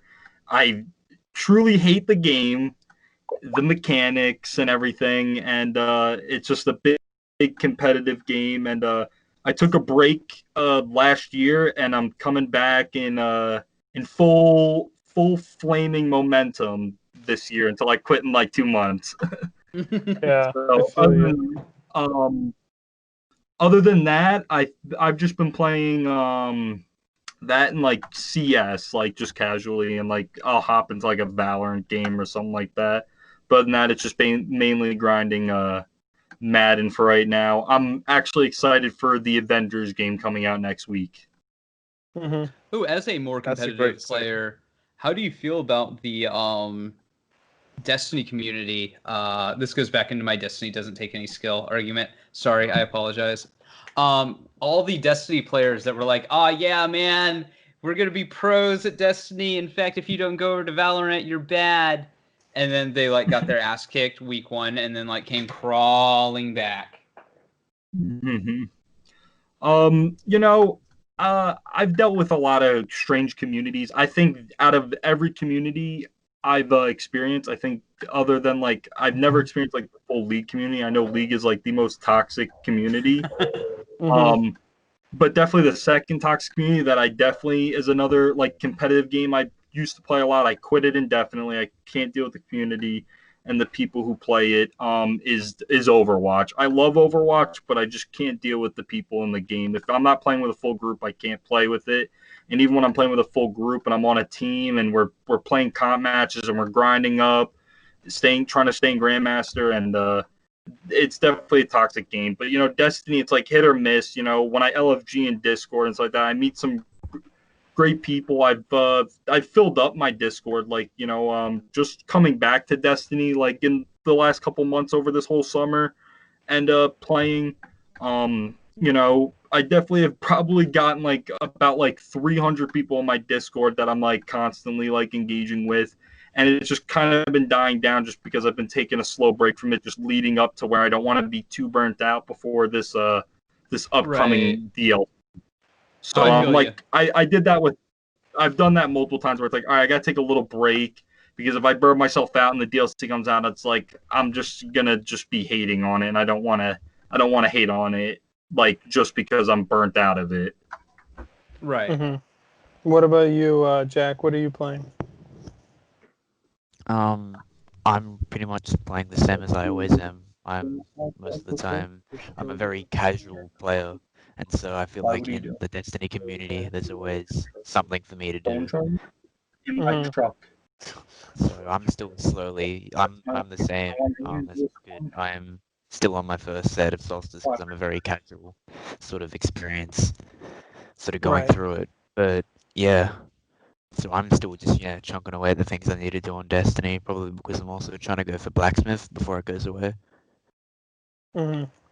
I feel that because you were talking earlier how you really liked some of the Black Armory weapons, and you were surprised so many people were lamenting their leaving. Mm-hmm. Yeah, I feel you on that. What about you, Orchid? What are you playing? I'm Halo.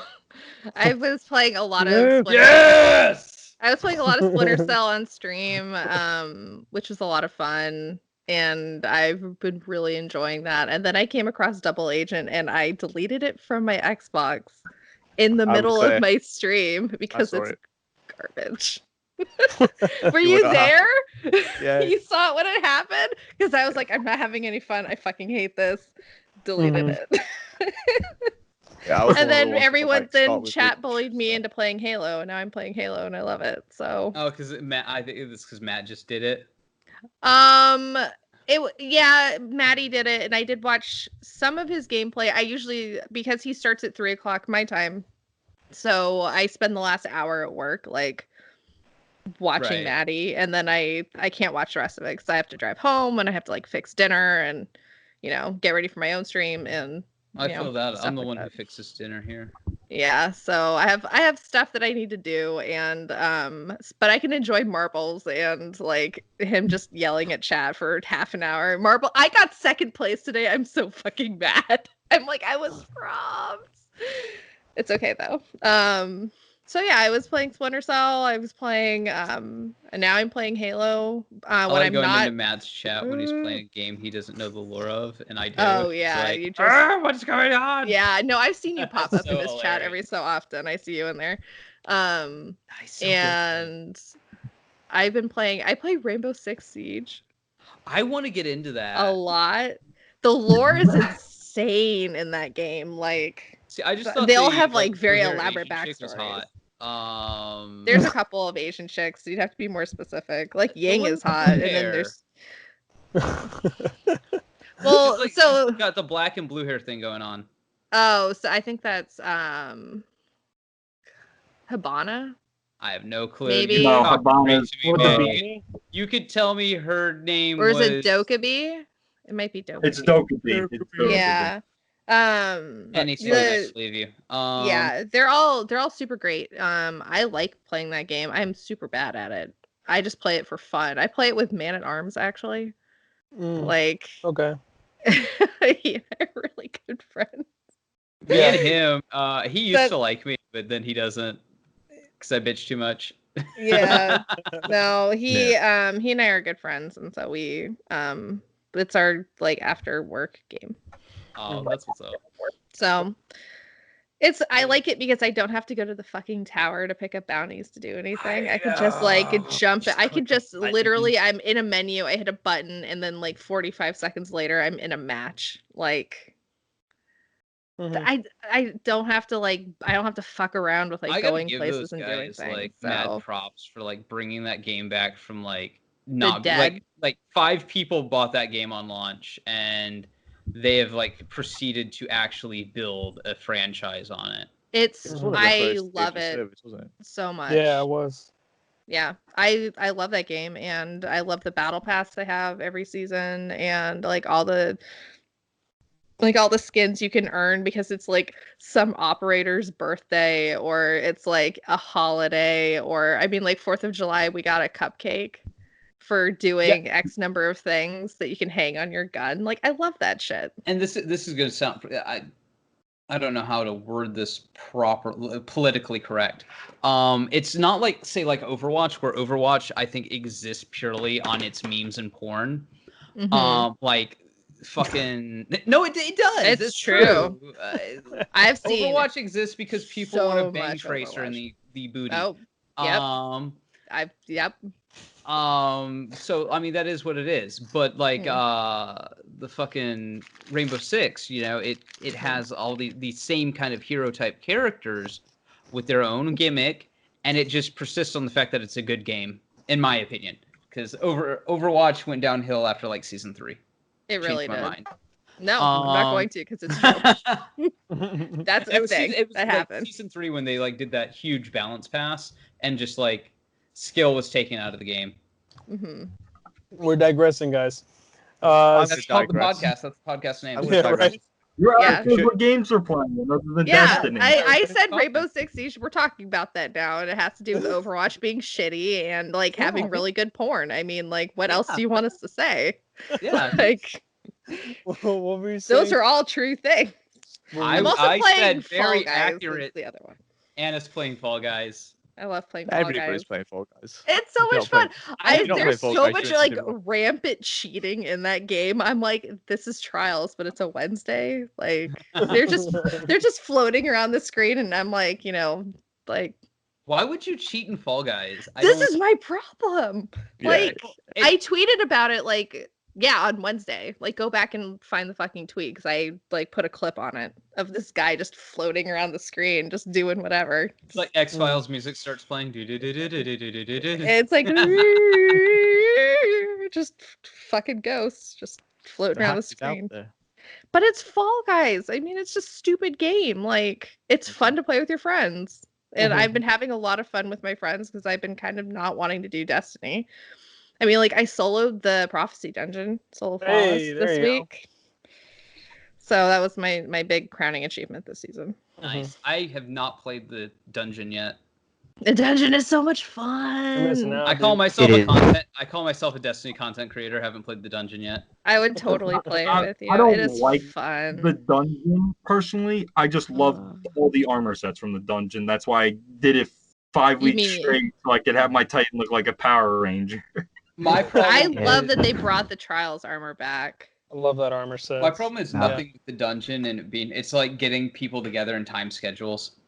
Yeah. That's literally all it comes down to. I'm Joker. I'll do that with you. I'll do Yeah, I it. mean, last Keaton week, can solo it, so I just should have him like take us through All right, it. fine. Then do it with him. I said take us, good sir. I'm kidding. Cue it I up. finally found Joker's gamer tag on Xbox. Finally, Joker, you don't understand, dude, how hard it was to find your gamer tag for no reason. JB was trying to like cut in. By the way, good sir, and you Oh, just you're ran right. him Yeah, you're right right. over You're right. like a I'm drunk. a dickhead. I'm a dickhead. I mean, it All was right. just a point about how last week, Dimitri and I went through the prophecy dungeon. Oh, yeah. That's basically it. Yeah, you remember Oh, that now. God. Yeah. Oh god. I can't wait to do that video. By the way, like where I review the prophecy dungeon like 3 months after it's been out. That's gonna be so amazing. I think like, people yeah, love okay, welcome to the party, Joker. Yeah, right. They're gonna be like, yeah, you're gonna put out a video reviewing it when it gets taken out of the game for like a month or so. Yeah. Oh and my then god, people I are gonna be should like, wait. what the fuck? I should write it and I should hold on to it. Just hold on to it until it's Schedule it gone. for November 11th. Yeah, The November 11th. meme, the memes. No, it's going oh my away god. next month. The It's going away in memes, it'll December be so still. good. Oh, it was going away. No, Why is no, it going it's away still next going month? away. Because it was scheduled to be taken out of the game because the DLC was launching in No, September. it'll go away when the DLC launches. Everything. Yeah, else. it'll go away in November. They've already said that. It's TWAB, not going to go away The TWAB next said month. September. The last week's TWAB said September. Did it? Yeah. Oh, Huh? well, sucks. I think that's an error that they put in. Yeah, that's worth 'Cause checking because if it is, then I've They've got to done get it done. everything. It's November. Yeah, that would Oh, be okay. sick. Okay. Sunsetting isn't happening until November, so I don't know why they take the dungeon out 2 months before it's scheduled to be removed. Like, Let me that doesn't see, make any let me sense. see. Okay. While let me he's finding that, speaking of digressing, Joker, show me your pen, please. Oh, Oh no, sorry. I thought it was a Surface pen. no, Sorry, I'm right. using That's the. a I'm on Wacom. Intuos right now. I Oh. also have this one, which is for the Huion, the 22 canvas. I hate You that one. have really? I hate it. Hmm. I'll Oh, dude, alright, that thing runs $800. I'll sell it for 400, and so I can buy a newer Intuos because this is a 8-year-old Intuos that I'm using. Really? And I bought the Huion for it was like $800 when it came out, and I don't know what it is now. I don't care. And so like I had a lot of brushes that were custom made. I had a lot of art that I did, and the hard drive for that got overwritten. And I'm just not willing to go in and make the brushes and shit anymore. I'm just like, fuck it. I'm just going back to Wacom. I don't care. Because there's a lot of stuff that I had to do to get the Huion to work for me. And this is a me thing. I posted a thing a while back ago, Orchid. I don't know if you saw it on Twitter.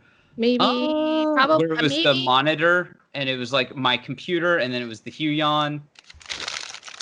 You might have to send it I'll to me on tag you in it. Twitter. Yeah. Oh, hey, there's me, Sounds like helmet kissing my buddy. What? Hold on. Hold on, I'll put that in chat. It was like the helmet stayed on. This Nice. is the joke. I like that. I'm now interested. All right. Looks with At intense first you had interest. my curiosity, but now you have my attention. Oh! We're like okay. I love it. Yeah. Correction. No, I'm joking. You got to save that and overlay it on the That's video really when it goes on cute. YouTube. Oh god. Yeah, I'm gonna save that to my download. All I'm saying is that it's a big The helmet. helmet stayed on, dude. Mhm. So you gotta kiss your homies goodnight, man. Yep. It's Mhm. true. I understand that. That makes sense. So, speaking of games that, speaking of Avengers coming out next week, and then speaking of Destiny, and then speaking of money and divergence and stuff, has everybody seen about the battle pass for Avengers and how? Well, my question is, if you've seen it, okay. If you've not seen it, I'll tell you about it, and then how would you feel? Tell if this me happened about in it, because I Destiny? haven't heard about it. So the first 6 heroes, their battle passes are all unlocked. So you can get the cosmetics, the I know where you're nameplates, going. all that kind of stuff. But then every hero after that, starting with Hawkeye, you have to unlock the battle pass individually per hero, and it's $10. Why the fuck would I want to unlock Whoa. Hawkeye's battle pass? No, but it's not just Hawkeye, so Spider-Man, whoever else to release down the line. Yeah, Spider-Man. I'm joking. So my double question is, how do you feel about that, especially as somebody like Adam who's purchasing it? And then how would you feel if Bungie did that, but they released a battle pass per class? So if you mained a warlock, you paid $10 or whatever for a Warlock Battle Pass instead of a Season Pass? No. Yeah, I mean, fair. that's kind of already what we're paying for the past 4. It just Yeah, but that's for everybody. It's all content. Well, yes, isn't but it is all content, and you can unlock all content across all characters. But at the same time, when you're on a specific character, it is like the Warlock Battle Pass because you're unlocking the Warlock armor. Yeah, but then you log on your Hunter and you click the box again and you get the Hunter armor. Now, if you're talking about specific only to that, which is what I think you're talking about, so I wanted to basically bring us into a segue to clarify that. Yeah, so if we're talking about, like, say you're doing the Destiny thing and you have, like, oh, I have my Hunter, I have my Warlock, and I have to buy the Battle Pass 3 times, which is $30. That's what I'm saying. Fuck that. Yeah. Yeah, and that's what they're doing with Avengers. It's they've gone, we're giving you all this content for free, and it is, you can still play the character, you still play Hawkeye and Spider-Man if you've got a PlayStation. You can still do all the story and do all that stuff, but if you want to, what a lot of people do, want to customize their character, make them look the way that they want them to look, and you want to have the nameplates and you want to have the skins and all that jazz. Well, you got to pay $10 each. I mean, I personally could see where some people could be upset about it, and some people really don't. Like, for example, like in Destiny, it's like some people. It's not like originally me playing Destiny, I only play Titan. I main Titan. Now I play all 3 characters, so now it's like now I got to do everything on every character. But it's like people going into that game, it's not like everybody's gonna play every character and just level them up. Like that's probably gonna be like 5% of the people that play the game. Most people are going to play like their 2-3 favorite characters and buy their battle passes and whatnot for them and what cosmetics they want. And that's the thing too. It's not like it's going to be anything groundbreaking for it. It's just all cosmetics on it, right? Yeah. So like, that doesn't matter. Another thing like I can attest to, like a game that did like cosmetics really well with the battle pass that kind of took a lot of money out of my pocket was probably this Call of Duty, because like as crappy as the Call of Duty was, a lot of the cosmetics were really cool. Like I bought like both the ghost skins, the golden katanas and stuff like that because I wanted it, and it's not like it's game breaking to buy it. It's like it's just cosmetics because it looks cool to me. So it's like, yeah, if I want like this sick Iron Man suit from like one of my favorite comics, but it's in the battle pass, it's like, all right, it's $10. It's not like 50. It's like, it's just cosmetic at the end of the day. And it's like, if they're giving us all the content and stuff for free, they got to be able to make some money back. So that's why I don't mind like the old cosmetic only. It is a cash grab, but at the end of the day, it's like, they got to make money somehow if they're going to give you the game content for free. So it's not like they're not telling you have to buy it, but it's like, it's there. Yeah. So on that then, would you rather have this system or where you drop a few dollars on each character you want, or even if it's $10 on a character? Which way would you rather have it? I personally wouldn't mind it if I could buy it for the individual characters, because at the end of the day, like games have done it worse. Where like another example is like I think Black Ops 3 and 4, like with the with like the loot boxes and stuff like that. Like it's like it could be worse. Like, and I play Madden where it's like I spend like $300-$400 on packs, and it's like you're not guaranteed shit than what they tell you you're guaranteed. And it's like, dude, it's so great to be guaranteed something like at the end of the day, and it's not even that expensive. Versus where like I could spend over $500 on like Madden and not get like any good cards. Versus where like, I can spend $10 and guarantee myself that sick Iron Man skin. That is kind of a different perspective, because, and even like coming from my place, like Halo, a lot of people really shit on Halo because all the customization were tied to loot boxes, but customization doesn't mean shit in Halo, right? Like, so if you're looking at the way Avengers plays, if what you're saying is true, then I can go in and I can play Hawkeye. Maybe I don't like the Hawkeye skin. Maybe it's like the gimp tight skin, whatever, fucking leather Purple, fletching feather, purple, big fucking mask, shit, whatever. That's his default. I don't care. I can still play Hawkeye. Yeah. I get a default Spider-Man suit. It's Raimi Spider-Man. Cool, whatever. I don't give a fuck. I can still play Spider-Man. So if just the pass is just unlocking shit and it doesn't affect the way that I play the game, I don't care. I just spent like, and I mean, Halo 5 is what, like way old, and it's about to like go out, but they had the blue team packs. Okay. That you, I spent $20 so I could get Kelly's armor. Yeah. No, I did that with the Reach packs because I wanted all the Legacy Reach armors and stuff like that, and I thought that was like cool. And it's like, Well, you're more guaranteed the Reach armor than I was the Kelly armor. Everything in it, and it wasn't that bad. Yeah. So I bought that because like they did all the DLC map packs for free. That you did all this content for. That was the only time I'd ever spent money in Halo 5. And it was for cosmetics. Like, who gives a fuck, right? That's the thing. As long as the cosmetics, and this is the difference between, say, Destiny and like Halo. In Destiny, when you have like the cosmetics and you want to like look cool, well, that's the game. Looking cool in Destiny is the game. That's why we go into raids. This is why we play strikes. This is why we collect loot. So like when you have a cosmetic tied to a cash shop or tied to a loot box, that's actually an issue. That's a failure of gameplay. But like Halo 5, dude, that I can go in with Mjolnir or recruit armor or whatever, basic Mjolnir, and I can like shoot people in the face, and my armor doesn't affect my stats. It doesn't affect how I care about my character. Because you got to remember, we're coming from Halo 1, Halo 2, where you just had default Spartan #1, or maybe you got an elite. So as long as the cosmetics, in my opinion, don't affect the game, then it doesn't matter. Or if the point of the game isn't being cosmetic, like fashion frame or something like that, or fashion souls. If that's not the point of the game, then cosmetics don't bother me as part of a DLC. And I think people get a little too butthurt over it, in my opinion. A company's got to make their money, man. And as long as I'm getting something for free, like, say, PvP maps, updates, shit like that, then, hey, why not? Right? But, again, that goes back to the Destiny thing. We didn't get anything for free for them putting all this really cool stuff in the cash shop, for making millions of dollars off the cash shop. Right. We just gave them money, and hey, that's fine, that's fair. Welcome to capitalism. I have no problem with it. Hustle's gonna hustle. But don't expect me to swallow it and not say something about it either. Yeah, no, of course. The only thing I'd like them to change with the Avengers stuff is allow me to earn it through games some way, even if it's a massively inflated price. Instead of it being something I can grind out in a week, maybe I have to do a month's worth of content to buy that one specific skin, because some people just don't have the money to drop on it. That's a good point too.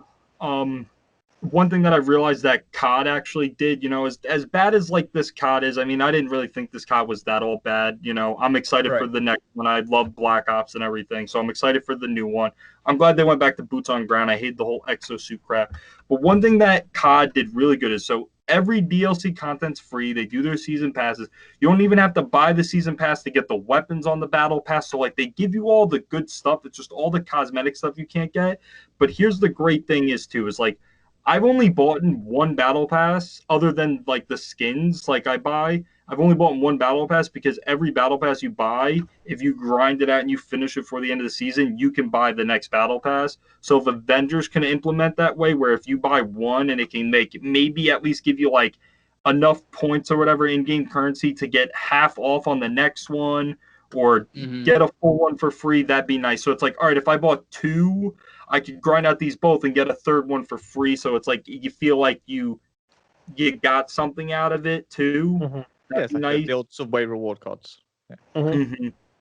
That's a good idea. Yeah, I think that's very interesting stuff. Yeah, that's a good topic, to look into. We're nearing the 3-hour mark, guys. I'm playing Final Fantasy Crystal Chronicles, by the way, and it's fucking amazing, but outdated. I just loaded up Destiny because I have a Destiny date in like a hot second. So okay, I'm joking. All right. I'm not going into it. I just wanted to throw that out there. I like Crystal Chronicles. That's a good one. It's so good. It's so good. The good thing about the reimagining is you can play it with somebody that doesn't own it, can't you? They can. Yeah. There's if you own it, you can invite people, and the free-to-play version is also like you get the first 3 dungeons or something. So you could be like, do I like this? Do I not? Yeah. I thought the free-to-play version is like if you play solo, it's like that. But if you own the full game, I can still join in all your content. Yes, but I can't play myself. So yeah, exactly. which is amazing. That's phenomenal, dude. Yeah. And I mean, it's a $30 game. Like, why not? Yeah. Well, we're looking viewers into streaming the podcast live, hopefully this week or next on a Gambit episode. So that would be toxic and fun. No, that's it'll just gonna be great. toxic. It's gonna be That's toxic. toxic. How many people are gonna be great. here for that one? Because I think I'm going to be okay. That's gonna be toxic as fuck. Yeah. Joe Jack's gonna be there too. Yeah, it's gonna be a fun one. It's gonna be a fun one. Oh, we're all gonna participate. Don't worry. Oh, it's gonna be real fun. It's literally gonna be 3 hours of me like borderline like calling a jihad against Gambit. Don't take the portal. I mean, there's also rumors of a raid one we might try as well. Yes. Yes. Jack, you're breaking NDA. Sorry, we have to go on to Yeah, it. Damn. Oh. You know, but Alright. yeah, those rumors are true. We are definitely going to try a raid one, and that's going to be toxic because I'm purposely trying to make it. Are we gonna kind be of playing the raid while it happens? Yeah, well, I Yeah, there we purposely go. want to make it Crown because I want to piss off Emma. Fuck She was on Crown. that episode. She hates that raid, and I want to make her do it because she hates it so much. Crown's the worst. Did Crown once, got terrible, and I was out of there. Boom. I don't Again, it's terrible. Da da da da da da. Wah, wah, wah. All right, guys. So let's do our closing remarks. We'll start with Joker, and we'll move from there. All right, Joker. Where can we find you? Oh, you can find me over on Darkside Royalty, not lore anymore. It's just Darkside Royalty, the YouTube channel, because I was able to finally get Darkside Royalty after years. And then you can find me on DSR_Joker on the Twitter net. All right, and Adam, where can we find you? You can find me on, as of right now, till I get everything set up again. Just right now, you can get me on my Instagram handle at ErkTheTurk, or same thing with my Twitter handle right now till I get everything set up for competitive streaming again. Look out for that, people. Look out for that. What about you, Orchid? You can find me on Twitter at Hey It's Orchid. You can listen to the podcast that I am on when I'm not on this one, which is Guardians of Lore. You can find us any place you can find your podcasts. Harvest your podcast is what I usually say. And you can find me on Twitch at Hey It's Orchid. All right. What about you, John? I will plug future stuff. You can find me on like Twitter and Instagram, Protofo, so PROTOFOE. But also, I am just building some stuff up to go onto Twitch and YouTube as Gabbing About. So GABBINGABOUT. Yeah.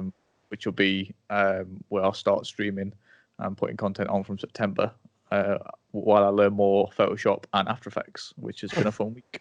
So. Ooh, I should announce, this is kind of an exclusive. Ooh. The Destiny Tracker podcast may or may not be coming back Sunday.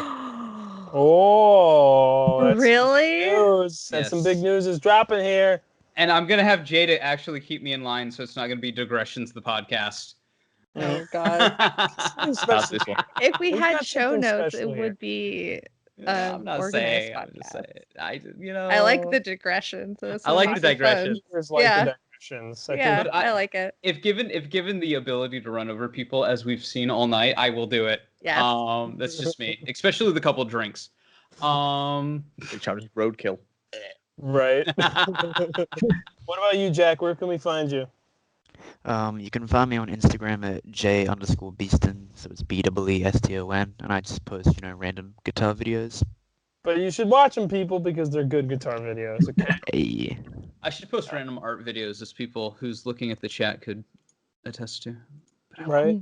Boobs. You can find me on Instagram at DimitriOtto4, DIMITRIOTTO, or you can find me on Twitter at XVIIProfit. Don't That be is such a long fucking. You gotta do something about that, my dude.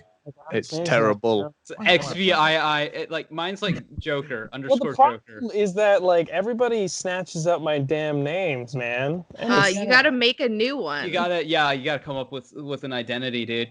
Yeah. Yeah. Do you think I'm Chris, bro? My name's It's not Joker. It doesn't even start with a J. Not even in the neighborhood of a J. Nope. My name is not Orchid. It's Kita. That is not Orchid. It's not even the same letter. So I don't even know what to change it to. That's the problem. you I'm gotta not come sure. up Gotta with get something. catchy, dude. The artist Yeah. formerly known as. The artist formerly known as. Oh my god, that would actually be kind of Do it. funny. Just do it. You would just be a meme of yourself. Like All You right. check it now, see if it's available. at that point, you gotta embrace it though. Yeah. Yes. All right. 15 characters or less. Okay, I can make this work. oh my god. The artist formerly known as Prophet VIXXX21. Yeah, right. A, B, You know C, what? D, E, F, Just G. just take the first letter of each of those words and you'll come up with like Like my wife, dad her- used to have her, that like I on the said- back of his football shirt, and it was Tafcan, so it's the artist formerly known as Noddy. So you could have Takfap. So the artist formerly known Yes. as- the artist formerly known as Prophet. So Tafka Prophet. Uh, Tafka Prophet. It's like that's what my you want me to wife's though. change Like it you to? got it. Like her So many her names. Twitch is Moe Blob 42069. Like it's because it's a meme. Like she's literally memeing. mhm. That's the way you do it. You got to meme. Yeah. Tafka Prophet. That would sound super bizarre. Or Taf Cap. Cap. The So- artist formerly known as Prophet. Half fap. Tac Fap. Are you Yeah, serious? 'cause Tac we're Fap? talking the faps, artist man. formerly known Now we're as- talking There we faps, go. and that's The a meme. username has changed. All Oh, right. he's done it. Viewers, Oh, you can find me on Twitter at TACFAP. TAKFAP. The artist formerly. The artist known formerly We as bullied Prophet. him into doing it. Yes. Brilliant. The Can't see it. artist known formerly as Prophet. That's fucking hilarious. I'm gonna be Power of the people. gamer tag. What is this? What is this podcast? Why are What we? did you guys What do to does this me? become, I can't guys? go to somewhere and then someone comes to you. Hey, I've watched your podcast. TagFab. Hey. TACFAP. What's up, TACFAP? I think I'll leave my Instagram the way it is, but my Twitter is just a meme Yeah. factory now. I gotta change my Xbox gamer to TACFAP. You could diminish it slightly by putting the Roman numerals there, so it doesn't look that bad. No, it's wonderful. Keep it that way. Thrown up on your You're keyboard. God's child. If Who your is mum that? asks, You're the one, it the was not only my idea. Tac Okay. fap. No, now in my mind it's a shortened version of like tactical fapping. And Exactly. That's what I was thinking. too. are you doing it at night in camouflage? Tag- Do You have to leave this in. have Don't edit this out. goggles? Yeah, Is that right? what Brother makes 6 going you dark. Remember the fapping? Call of Duty Modern Warfare that came with the night vision? Yeah, He like exactly. puts yeah. those dildo on, on it. watches his porn, and gets the tactical fap in. Oh my god. So you yeah, alright, so it shouldn't be TACFAP 17, it should just be TACFAP. No, it should just be tac fap. Yeah. task That's cap. what Yeah. it is. TACFAP. Task cap. 17 is Yeah. just Yeah. KAP. But yeah, if your mum asks, I had nothing to do with this. All right. I know your mum. She'll kill me. It was Joker's idea. Well, see, Yeah, I'll take credit. I'll take credit for a good idea. Every day of the week. He is genius. well, because the reason I chose TACFAP is because TAFCAP and TAFCAP 17 were already taken for some reason, which it's Twitter. So TACFAP, I think we can develop into something. This can become a thing. But are you sure that's not breaking any NDS laws? I don't. Yeah, think did you break so. the NDA? Whoa! You know, Uh, Jesus, I can't believe Let you guys me break actually- the Cyberpunk NDA. It's gonna be a game about Cyberpunk. What? I've heard it's going to have Keanu Reeves in it. Oh, yeah, well, those are rumors. I've heard that. That's Yeah, rumored. much. Excited It's at it's actually gonna be Dragon Age 5. Don't Fable. fuck with of us. course it Dude, is. where's Fable 3? Fable 3. How Forget. about Fable coming back? That trailer was amazing. Just Well- the fairy got just destroyed at the end of it. Well, viewers, what an interesting podcast episode. We covered a lot of topics, and then I got bullied into changing my username into TACFAP. I regret nothing. You know, Let Because the apparently it's light. my it idea. goes. We'll see where this username goes over the week and see how people respond to it. I'm gonna get you some sort of like camouflage, like wife beater God. thing That to wear. would be hilarious. Mhm. Oh my god. Oh my god, I can't believe this is actually my Twitter. At Yep. TACAP. Yep. My god. Okay. I gotta go. I have a date. Alright, guys. Your life. Alright, we're good. Enjoy Thanks it. for joining. GG's, everyone. Thanks for coming. Yay! Thanks for Have a good listening night, to the guys. Orchid, you see how Or- bad that tablet is, though, right? Yeah, God. it's not great. That's not good. Mm-mm. No. Alrighty. Well,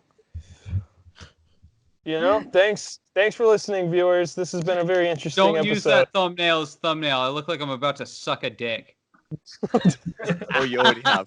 Even more the reason. Well, at least you can't see my face in the thumbnail, so it's okay. You just get my beautiful hair.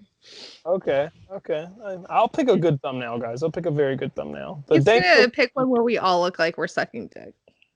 Yes! Let's all pose for I it want now. to be Now let's alone. pose.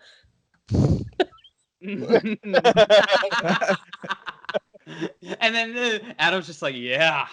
Adam's like, All right, viewers, thanks for listening. The recording is definitely going to end right here. Jesus Christ. Okay, good night, guys. Yeah, night, guys. Stay frosty. Have a good one. okay, now.